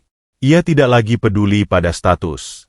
Dia bukan orang asing, Dok, jawab Dinda tegas, sambil menggenggam tangan Bagas yang kasar dan kapalan itu, lalu menciumnya bertubi-tubi. Dia kakak saya. Dia darah daging saya. Tolong, lakukan apa saja. Selamatkan dia. Berapapun biayanya, saya bayar. Ambil semua harta saya kalau perlu. Tapi tolong, jangan biarkan dia pergi lagi. Di monitor EKG, detak jantung Bagas tiba-tiba melonjak sedikit lebih cepat, seolah-olah alam bawah sadarnya mendengar suara yang selama 20 tahun ini ia rindukan. Namun, takdir belum selesai bermain. Di luar sana, Sarah sedang berjalan menuju kantor polisi, membawa narasi fitnah yang siap menghancurkan momen reuni ini menjadi abu. Malam tergelap bagi jiwa mereka, Dark Night of the Soul, baru saja akan dimulai. Jarum jam di dinding klinik berdetak monoton, seolah mengejek waktu yang terasa berhenti di ruangan VIP nomor 305. Di dalam ruangan yang dingin itu, kebenaran baru saja terungkap, namun kedamaian enggan singgah. Dinda masih duduk di tepi ranjang pasien, menggenggam erat tangan Bagas yang mulai hangat berkat cairan infus dan selimut tebal. Air mata Dinda sudah mengering, menyisakan jejak asin di pipinya yang tirus. Ia menatap wajah kakaknya yang tertidur, wajah yang dulu ia rindukan setiap malam sebelum tidur, wajah yang selalu muncul dalam doa-doa masa kecilnya. Kini, wajah itu ada di sini, nyata, penuh guratan derita, namun tetap memancarkan ketenangan yang aneh. Kita pulang ya, Mas, bisik Dinda lembut, mengusap rambut Bagas yang kini sudah bersih dan berbau sampo medis. Dinda punya rumah besar. Kamarnya banyak. Mas nggak perlu tidur di kolong jembatan lagi. Nanti Dinda masakin sup ayam kesukaan Mas. Dinda tersenyum getir, merancang masa depan indah di kepalanya. Masa depan di mana mereka bisa menebus 20 tahun yang hilang. Namun, takdir suka bercanda dengan cara yang kasar. Berak. Pintu kamar rawat inap itu terbanting terbuka dengan kasar. Kedamaian di ruangan itu pecah berkeping-keping seperti gelas kaca yang dihantam palu. Dinda terlonjak berdiri. Jantungnya serasa copot. Di ambang pintu, berdiri sosok yang sangat ia kenal. Namun kali ini terlihat seperti malaikat pencabut nyawa. Sarah. Wanita itu tidak datang sendiri. Di belakangnya, 2 orang petugas kepolisian berseragam lengkap berdiri tegap dengan wajah datar. Tangan mereka bersiaga di pinggang dekat sabuk senjata. Itu dia, Pak Polisi. Sarah menunjuk lurus ke arah ranjang Bagas dengan jari telunjuknya yang berkuku merah tajam. Suaranya melengking penuh kemenangan. Itu pencurinya. Dia pura-pura sakit supaya bisa kabur dari hukum. Dinda melangkah maju, merentangkan tangannya, memblokir akses menuju Bagas. Wajahnya merah pada menahan amarah. Apa-apaan ini, Sarah? Keluar. Ini rumah sakit, bentak Dinda. Aura otoritasnya sebagai pemilik perusahaan keluar, namun Sarah tidak gentar sedikitpun. Sarah melangkah masuk dengan angkuh. Suara hak sepatunya mengetuk lantai keramik dengan irama intimidasi. Ia menatap Dinda dengan tatapan kasihan yang merendahkan. Dinda, sayang kamu terlalu naif, ucap Sarah dengan nada manis yang berbisa. Aku tahu kamu orang baik. Kamu pasti merasa bersalah karena sudah menabrak gembel ini atau apalah. Tapi jangan biarkan dia menipumu. Dia itu kriminal. Tutup mulutmu, teriak Dinda. Dia bukan kriminal. Dia kakakku. Keheningan yang canggung menyergap ruangan itu. Para polisi saling berpandangan bingung. Namun, Sarah justru tertawa. Tawarnya yang terdengar sangat kejam di telinga Dinda. Kakak. Sarah menggeleng-gelengkan kepalanya dramatis. Dinda, sadarlah. Kamu itu desainer terkemuka, lulusan Paris. Dia? Lihat dia. Dia cuma sampah masyarakat yang bau got. Mana mungkin kalian bersaudara? Dia pasti mencuci otakmu. Atau mungkin dia mengancammu. Sarah menoleh ke polisi. Pak, tangkap dia. Saya saksi mata. Tadi sore dia datang ke kantor kami, membuat keributan, dan mencoba mencuri syal Hermes milik Bu Dinda. Dan saya yakin, kalung emas yang dia pakai itu juga hasil curian. Mata Sarah tertuju pada kalung besi berkarat yang kini tergeletak di meja nakas, bersanding dengan kalung emas Dinda. Bagi mata Sarah yang materialistis, pemandangan itu adalah bukti kejahatan. Seorang miskin yang memiliki benda yang mirip dengan milik si kaya, pasti hasil mencuri. Tidak, ini buktinya. Dinda menyambar kedua liontin itu, membukanya dengan tangan gemetar, berusaha menunjukkan foto di dalamnya kepada polisi. Lihat fotonya. Ini kami. Ini foto masa kecil kami. Salah satu polisi mendekat, menyipitkan mata melihat foto kecil yang buram itu. Maaf, Bu. Fotonya sudah sangat rusak. Wajahnya tidak jelas. Ini belum bisa jadi bukti kuat. Tapi tes DNA bisa membuktikan. Dinda bersikeras. Air matanya kembali tumpah karena frustrasi. Di tengah keributan itu, sebuah pergerakan lemah terjadi di atas ranjang. Bagas membuka matanya. Pandangannya masih kabur. Kepalanya pening luar biasa. Namun, telinganya menangkap kata-kata tajam yang berterbangan di udara. Pencuri, sampah, kriminal. Dan yang paling menyakitkan, suara Dinda yang bergetar ketakutan, berusaha membelanya mati-matian.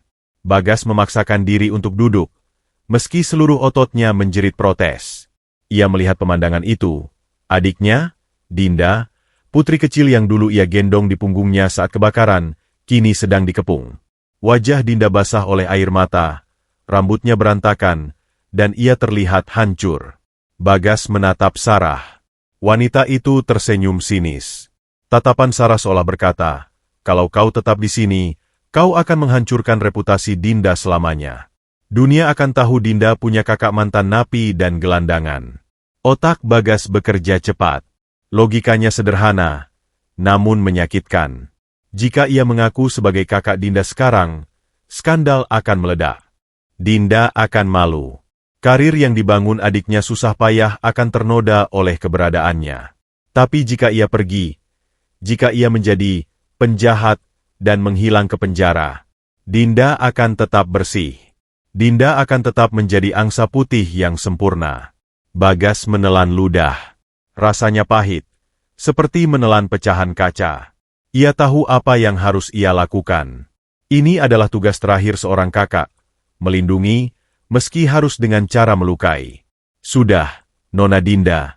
Suara Bagas terdengar parau, memecah perdebatan. Semua orang menoleh. Bagas menatap Dinda. Tatapannya dalam, penuh cinta yang tak terucap, namun mulutnya menyusun kebohongan yang paling suci. Jangan bela saya lagi, ucap Bagas pelan. Ia mengalihkan pandangannya ke arah polisi, lalu mengulurkan kedua tangannya yang kurus. Bapak benar. Wanita itu benar. Mas, apa yang kamu bicarakan? Dinda terbelalak horor. Bagas menarik napas panjang, menahan gemuruh di dadanya. Saya memang mencurinya. Syal itu, dan kalung ini, saya curi dari orang lain. Bohong, jerit Dinda histeris. Ia menerjang maju, mencengkeram kerah baju pasien Bagas. Kenapa kamu bohong? Mas Bagas, lihat aku. Jangan lakukan ini. Bagas menepis tangan Dinda dengan lembut namun tegas. Ia menatap mata adiknya untuk terakhir kali, mengirimkan pesan telepati lewat sorot matanya yang basah. Biarkan aku pergi, Dek. Ini demi kamu. Saya bukan kakak Nona, kata Bagas dingin, mematikan perasaannya sendiri. Saya cuma orang miskin yang kebetulan punya wajah pasaran. Jangan halusinasi, Nona. Dinda terpaku. Tubuhnya membeku. Kalimat itu menembus jantungnya lebih sakit daripada peluru. Penolakan itu, pengingkaran itu, Bawa dia, Pak. Perintah Sarah puas, merasa menang telak. Polisi bergerak cepat. Mereka menarik tangan Bagas kasar, memakaikan borgol besi yang dingin di pergelangan tangannya yang lecet. Bunyi klik borgol itu terdengar seperti lonceng kematian bagi hubungan mereka. Bagas turun dari ranjang dengan langkah sempoyongan. Ia tidak melawan saat diseret keluar. Ia berjalan melewati Dinda yang masih mematung, tanpa menoleh sedikitpun. Ia takut jika ia menoleh, pertahanannya akan runtuh dan ia akan menangis meraung-raung memeluk adiknya. Tunggu! Jangan bawa dia! Dinda akhirnya tersadar, mencoba mengejar. Namun Sarah dengan sigap menahan tubuh Dinda, memeluknya dengan pura-pura prihatin. SSST, tenang Dinda. Kamu syok. Dia memang penipu ulung. Untung aku datang tepat waktu. Lepaskan aku. Dinda meronta, mendorong Sarah hingga wanita itu terhuyung. Dinda berlari ke pintu koridor. Tapi terlambat. Pintu lift di ujung lorong baru saja tertutup. Celah sempit terakhir memperlihatkan punggung Bagas yang bungkuk, diapit dua polisi. Punggung yang dulu menggendongnya keluar dari api, kini pergi meninggalkannya menuju dinginnya jeruji besi, sendirian. Dinda jatuh terduduk di lantai koridor rumah sakit yang dingin. Kakinya tak lagi mampu menopang berat kesedihannya. Ia memeluk liontin besi berkarat milik Bagas yang tertinggal di tangannya. Benda itu adalah satu-satunya saksi bisu bahwa semua ini nyata. Bahwa kakaknya nyata. Mas Bagas. Raungnya memilukan, suaranya menggema di lorong sepi, membuat siapa saja yang mendengarnya merinding. Malam itu, Dinda kehilangan kakaknya untuk kedua kalinya. Dan kali ini, rasanya jauh lebih menyakitkan karena ia ada di sana, namun tak berdaya melawan kejamnya skenario dunia. Ruang tunggu kantor polisi itu beraroma kopi basi, asap rokok murahan, dan keputusasaan yang mengendap di dinding-dindingnya yang kusam. Jam dinding menunjukkan pukul 2 pagi. Di balik meja penerimaan laporan, Sarah berdiri dengan senyum puas yang tipis, seolah baru saja memenangkan lotre. Ia sedang menandatangani berita acara pemeriksaan, BAP, sebagai saksi pelapor, memastikan bahwa si pencuri akan membusuk di sel setidaknya untuk beberapa bulan ke depan. Di sel tahanan sementara yang berjarak 10 meter dari sana, Bagas duduk meringkuk di lantai semen yang dingin. Kedua tangannya masih terborgol, terasa berat dan menyakitkan di pergelangan tangannya yang lecet. Ia menyandarkan kepalanya ke dinding, memejamkan mata. Dunianya sudah berakhir. Ia telah berhasil melindungi Dinda, namun harganya adalah nyawanya sendiri. Ia rela. Asalkan Dinda tetap bersinar di atas sana, ia rela menjadi bayangan yang diinjak-injak di bawah sini. Tanda tangan di sini, Bu Sarah. Prosesnya sudah selesai. Besok berkasnya kami limpahkan, ujar petugas polisi sambil menyodorkan pulpen. Sarah meraih pulpen itu dengan anggun. Terima kasih, Pak. Saya lega penjahat itu diamankan. Bahaya kalau orang seperti dia berkeliaran di dekat orang-orang terhormat seperti kami. Namun, sebelum ujung pulpen Sarah menyentuh kertas, pintu kaca depan kantor polisi terbuka lebar dengan bantingan keras. Berak. Angin malam berhembus masuk, membawa serta sosok wanita yang rambutnya basah, matanya bengkak, namun tatapannya menyala lebih terang dari lampu sorot. Dinda. Ia tidak datang sendiri. Di belakangnya, seorang pria berpakaian jas rapi, pengacara pribadinya, dan kepala keamanan gedung Menara Obsidian, Pak Danu, mengekor dengan wajah tegang. Hentikan semuanya! Suara Dinda menggema, memantul di lorong-lorong kantor polisi yang sunyi. Sarah menoleh, alisnya terangkat remeh. Dinda? Sayang, kamu harus istirahat. Jangan mempermalukan dirimu lagi demi gembel itu. Dia sudah mengaku, ingat. Dinda tidak menggubris Sarah. Ia berjalan lurus menuju meja komandan jaga. Langkah kakinya tegas dan berirama staccato, seolah setiap langkahnya adalah palu hakim yang mengetuk keadilan. Ia meletakkan sebuah flash disk hitam dan 2 buah liontin, 1 emas, 1 besi berkarat, ke atas meja kayu itu dengan bunyi tak yang nyaring. Cabut laporannya, perintah Dinda dingin, matanya menatap tajam ke arah petugas. Maaf, Bu Dinda, setelah Sarah cepat, nada suaranya mulai meninggi. Hukum tidak bisa diatur sesuka hati mentang-mentang kamu kaya. Dia mengaku mencuri. Pengakuan adalah bukti terkuat. Pengakuan di bawah tekanan batin demi melindungi adiknya dari fitnah wanita ular sepertimu, balas Dinda berapi-api. Ia menunjuk flash disk itu. Pak Danu, putar rekamannya. Kepala keamanan itu segera mencolokkan flash disk ke laptop petugas. Sebuah video CCTV muncul di layar. Video dari lobi Menara Obsidian sore tadi. Semua orang di ruangan itu terdiam, menonton layar tersebut. Di sana, terlihat jelas Bagas datang dengan sopan. Terlihat jelas Sarah yang menghina. Dan yang paling krusial, terlihat jelas Sarah merampas syal itu, lalu dengan sengaja menjatuhkannya dan menendangnya dengan jijik. Bukan Bagas yang mencuri. Bagas justru mencoba mengembalikan, dan Sarahlah yang membuangnya. Wajah Sarah pucat pasi. Topeng manisnya retak seketika. Itu rekayasa. Videonya diedit. CCTV tidak pernah berbohong, Sarah. Tapi mulutmu iya, desis Dinda. Ia beralih menatap polisi. Anda lihat? Pria di dalam sel itu tidak mencuri. Dia korban fitnah. Dan soal kalung ini. Dinda membuka kedua liontin itu. Foto masa kecil yang identik terpampang jelas. Ini bukan barang curian. Ini adalah pusaka keluarga kami. Bukti bahwa kami satu darah. Dinda mengangkat wajahnya, menahan isak tangis agar suaranya tetap terdengar kuat. Namanya Bagas. Dia kakak kandung saya yang hilang saat kebakaran panti asuhan 20 tahun lalu.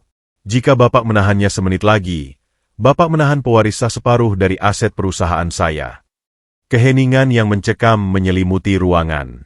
Petugas polisi itu menelan ludah, menyadari kesalahan fatal yang hampir ia lakukan. Ia menatap Sarah dengan pandangan menuduh. Sarah mundur perlahan, kakinya gemetar, menyadari skenarionya hancur lebur. Lepaskan dia. Sekarang, perintah Dinda, kali ini lebih lembut namun mutlak. Petugas itu mengangguk kaku, lalu bergegas mengambil kunci sel. Dinda mengikuti langkah petugas itu menuju sel tahanan. Jantungnya berdegup kencang, lebih kencang dari saat ia memenangkan penghargaan desain internasional manapun. Pintu besi berdecit terbuka. Bagas, yang sedari tadi menunduk menutup telinga, perlahan mengangkat wajahnya. Ia melihat Dinda berdiri di ambang pintu sel yang terbuka. Tidak ada lagi polisi yang menyeretnya. Tidak ada lagi Sarah yang menghina. Hanya ada Dinda. Dek. Suara Bagas keluar berupa bisikan parau yang nyaris tak terdengar. Dinda tidak menjawab dengan kata-kata. Ia berlari kecil, menerjang masuk ke dalam sel yang bau apek itu, lalu menjatuhkan dirinya memeluk tubuh kakaknya yang masih duduk di lantai. Pertahanan Bagas runtuh total. Dinding tebal yang ia bangun selama bertahun-tahun untuk melindungi hatinya, hancur berkeping-keping oleh hangatnya pelukan itu. Ia merasakan air mata Dinda membasahi bahunya, meresap ke dalam kulitnya, mencuci bersih stempel kriminal yang tadi melekat padanya. Kakak bodoh! Kakak bodoh! Dinda memukul pelan punggung Bagas sambil menangis meraung-raung. Tangisan seorang adik yang marah karena terlalu sayang. Kenapa ngaku mencuri? Kenapa mau dipenjara? Kakak pikir aku bakal senang kalau kakak berkorban kayak gitu. Bagas mengangkat tangannya yang gemetar. Borgolnya baru saja dilepas oleh polisi, lalu dengan ragu membalas pelukan itu. Tangan kasarnya mengusap rambut Dinda yang wangi, gerakan yang sama persis seperti yang ia lakukan 20 tahun lalu saat menenangkan adiknya yang menangis karena lutut berdarah. Maafin kakak, Din. Isak Bagas pecah. Suara tangis laki-laki dewasa yang menyayat hati memenuhi ruang tahanan itu. Kakak malu. Kakak cuma gembel. Kakak takut kamu jijik. Dinda melepas pelukannya sedikit, menangkup wajah tirus Bagas dengan kedua tangannya. Ia menatap mata kakaknya lekat-lekat, tidak peduli pada kotoran atau air mata. Dengar aku, Mas, ucap Dinda tegas di sela isakannya. Mas bukan gembel. Mas pahlawanku. Dulu Mas nyelamatin aku dari api pakai karung goni. Kemarin Mas nyelamatin aku dari hujan pakai payung rusak. Mas selalu ada buat aku. Dinda mengambil tangan Bagas, meletakkannya di dadanya sendiri. Darah kita sama, Mas. Nggak ada parfum mahal atau baju sutra yang bisa mengubah fakta itu. Mau Mas bau sampah, mau Mas jadi presiden, Mas tetap kakakku. Bagas tersenyum. Senyum paling tulus dan paling lega yang pernah ia ukir seumur hidupnya. Beban gunung yang memikul pundaknya selama 2 dekade akhirnya diangkat. Ia tidak perlu lagi lari. Ia tidak perlu lagi sembunyi. Ia telah ditemukan. Di belakang mereka, Sarah digiring keluar oleh petugas lain untuk dimintai keterangan atas dugaan laporan palsu dan pencemaran nama baik. Suara protes Sarah terdengar samar, tenggelam oleh aura kehangatan yang memancar dari reuni 2 saudara itu. Malam itu, di lantai penjara yang dingin, Bagas merasakan kehangatan rumah yang sesungguhnya. Bukan rumah berupa bangunan, tapi rumah berupa penerimaan. Ayo pulang, Mas, ajak Dinda sambil membantu kakaknya berdiri.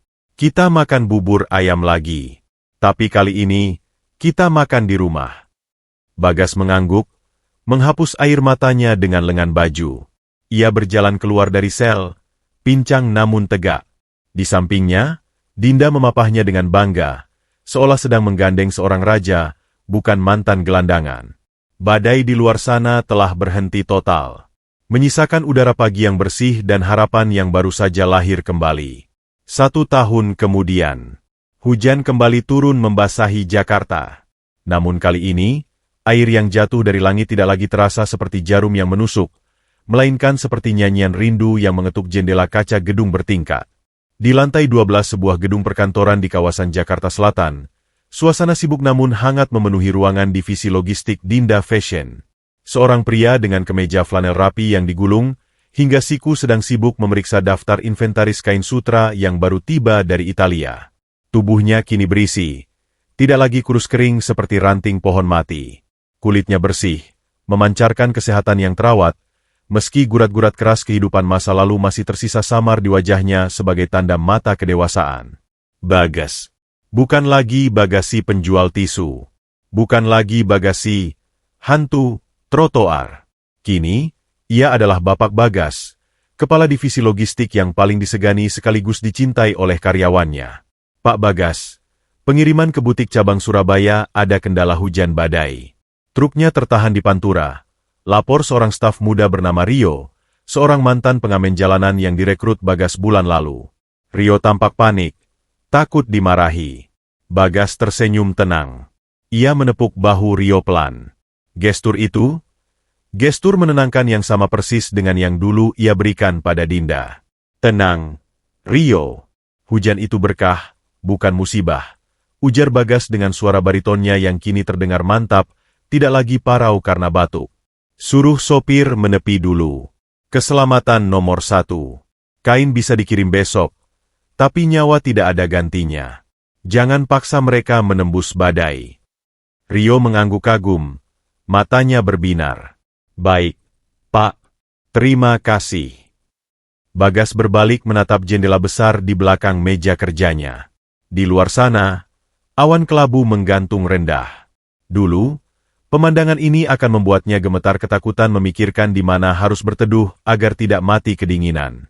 Dulu, hujan berarti kardus basah, perut lapar, dan tidur sambil memeluk lutut.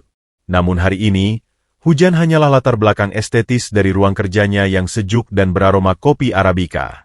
Ia memutar kursinya, menatap sebuah lemari kaca khusus yang diletakkan di sudut ruangan.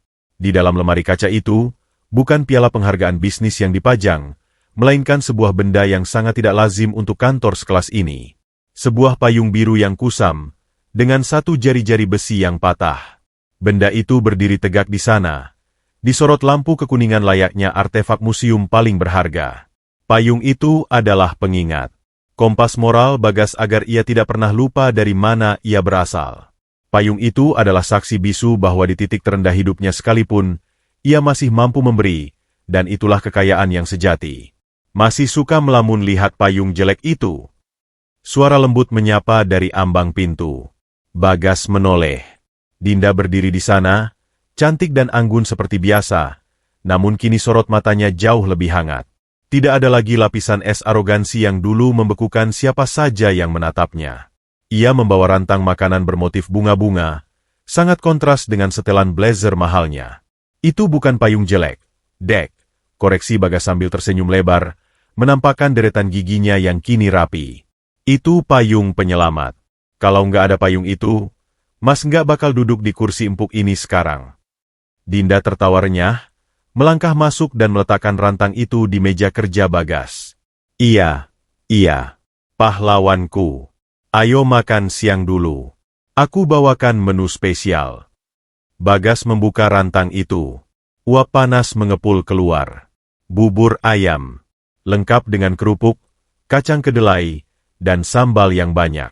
Persis seperti bubur yang mereka makan di pinggir jalan setahun lalu, di malam yang mengubah segalanya. Bedanya, kali ini bubur itu dimasak oleh koki pribadi Dinda, namun rasanya tetap membawa memori yang sama, rasa penerimaan. Mas ingat nggak? Dinda duduk di kursi tamu, menatap kakaknya menyantap bubur itu dengan lahap. Waktu Sarah menuduh Mas mencuri, Mas malah ngaku demi ngelindungin aku. Itu hal paling bodoh yang pernah Mas lakuin. Bagas berhenti mengunyah. Ia menatap adiknya teduh. Kalau waktu bisa diputar, Mas bakal lakuin hal yang sama, Din. Tugas kakak itu jadi tameng. Walaupun tamengnya harus hancur, yang penting adiknya selamat. Mata Dinda berkaca-kaca. Ia meraih tangan Bagas di atas meja. Tangan itu masih kasar dan kapalan, bekas luka kerja keras yang tidak akan pernah hilang. Namun bagi Dinda, itu adalah tangan terindah di dunia. Tangan yang membawanya keluar dari kebakaran. Tangan yang membersihkan bangku halte. Terima kasih sudah kembali, Mas, bisik Dinda tulus. Rumah jadi beneran rumah semenjak ada Mas. Terima kasih sudah mencari Mas, Dek, balas Bagas. Terima kasih sudah melihat manusia di balik baju gembel Mas. Mereka menyelesaikan makan siang itu dengan obrolan ringan tentang masa depan. Tentang rencana membuka yayasan pelatihan kerja untuk anak-anak jalanan, impian Bagas yang didukung penuh oleh modal Dinda. Sarah, wanita itu sudah lama terlupakan, tenggelam dalam konsekuensi hukum dan sosial akibat fitnahnya sendiri, menjadi catatan kaki tak berarti dalam sejarah kesuksesan mereka. Sore harinya, saat jam kantor usai, hujan masih turun rintik-rintik. Bagas dan Dinda berjalan keluar dari lobi gedung Menara Obsidian. Pak Danu, kepala keamanan yang dulu sempat tegang di kantor polisi, kini menyapa Bagas dengan hormat dan senyum lebar. Mari saya payungi, Pak Bagas, Bu Dinda, tawar seorang satpam muda dengan sigap membawa payung hitam besar. Bagas mengangkat tangan, menolak halus. Nggak usah, Pak, biar saya saja. Bagas mengambil payung hitam kokoh itu dari tangan satpam. Ia membukanya. Suaranya mantap, tidak ada bunyi besi patah. Payung itu lebar, kuat, dan mampu menaungi dua orang dengan sempurna.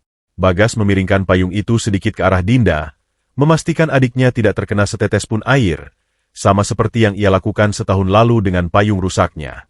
Namun kali ini, bahu Bagas tidak perlu basah. Payung ini cukup besar untuk mereka berdua. Mereka berjalan beriringan menuju mobil, menembus gerimis sore Jakarta. Orang-orang yang lalu lalang melihat mereka dengan kagum. Seorang wanita karir sukses dan kakaknya yang bersahaja, berjalan dengan ritme langkah yang seirama, seolah terikat oleh benang tak kasat mata. Di bawah naungan payung itu, Bagas menatap langit kelabu dengan senyum penuh syukur. Badai mungkin akan datang lagi suatu hari nanti, itu hukum alam. Tapi ia tidak takut. Selama ia memiliki payung, baik payung fisik maupun payung kasih sayang keluarga, hujan sederas apapun hanyalah air yang lewat. Karena pada akhirnya, bukan tentang seberapa mahal payung yang kau miliki, tapi tentang siapa yang rela basah kuyup bersamamu saat badai menerjang. Dan di tengah riuh rendah klakson kota Jakarta, kisah tentang payung rusa itu abadi, menjadi legenda kecil tentang cinta yang tak lekang oleh waktu dan tak ternilai oleh materi.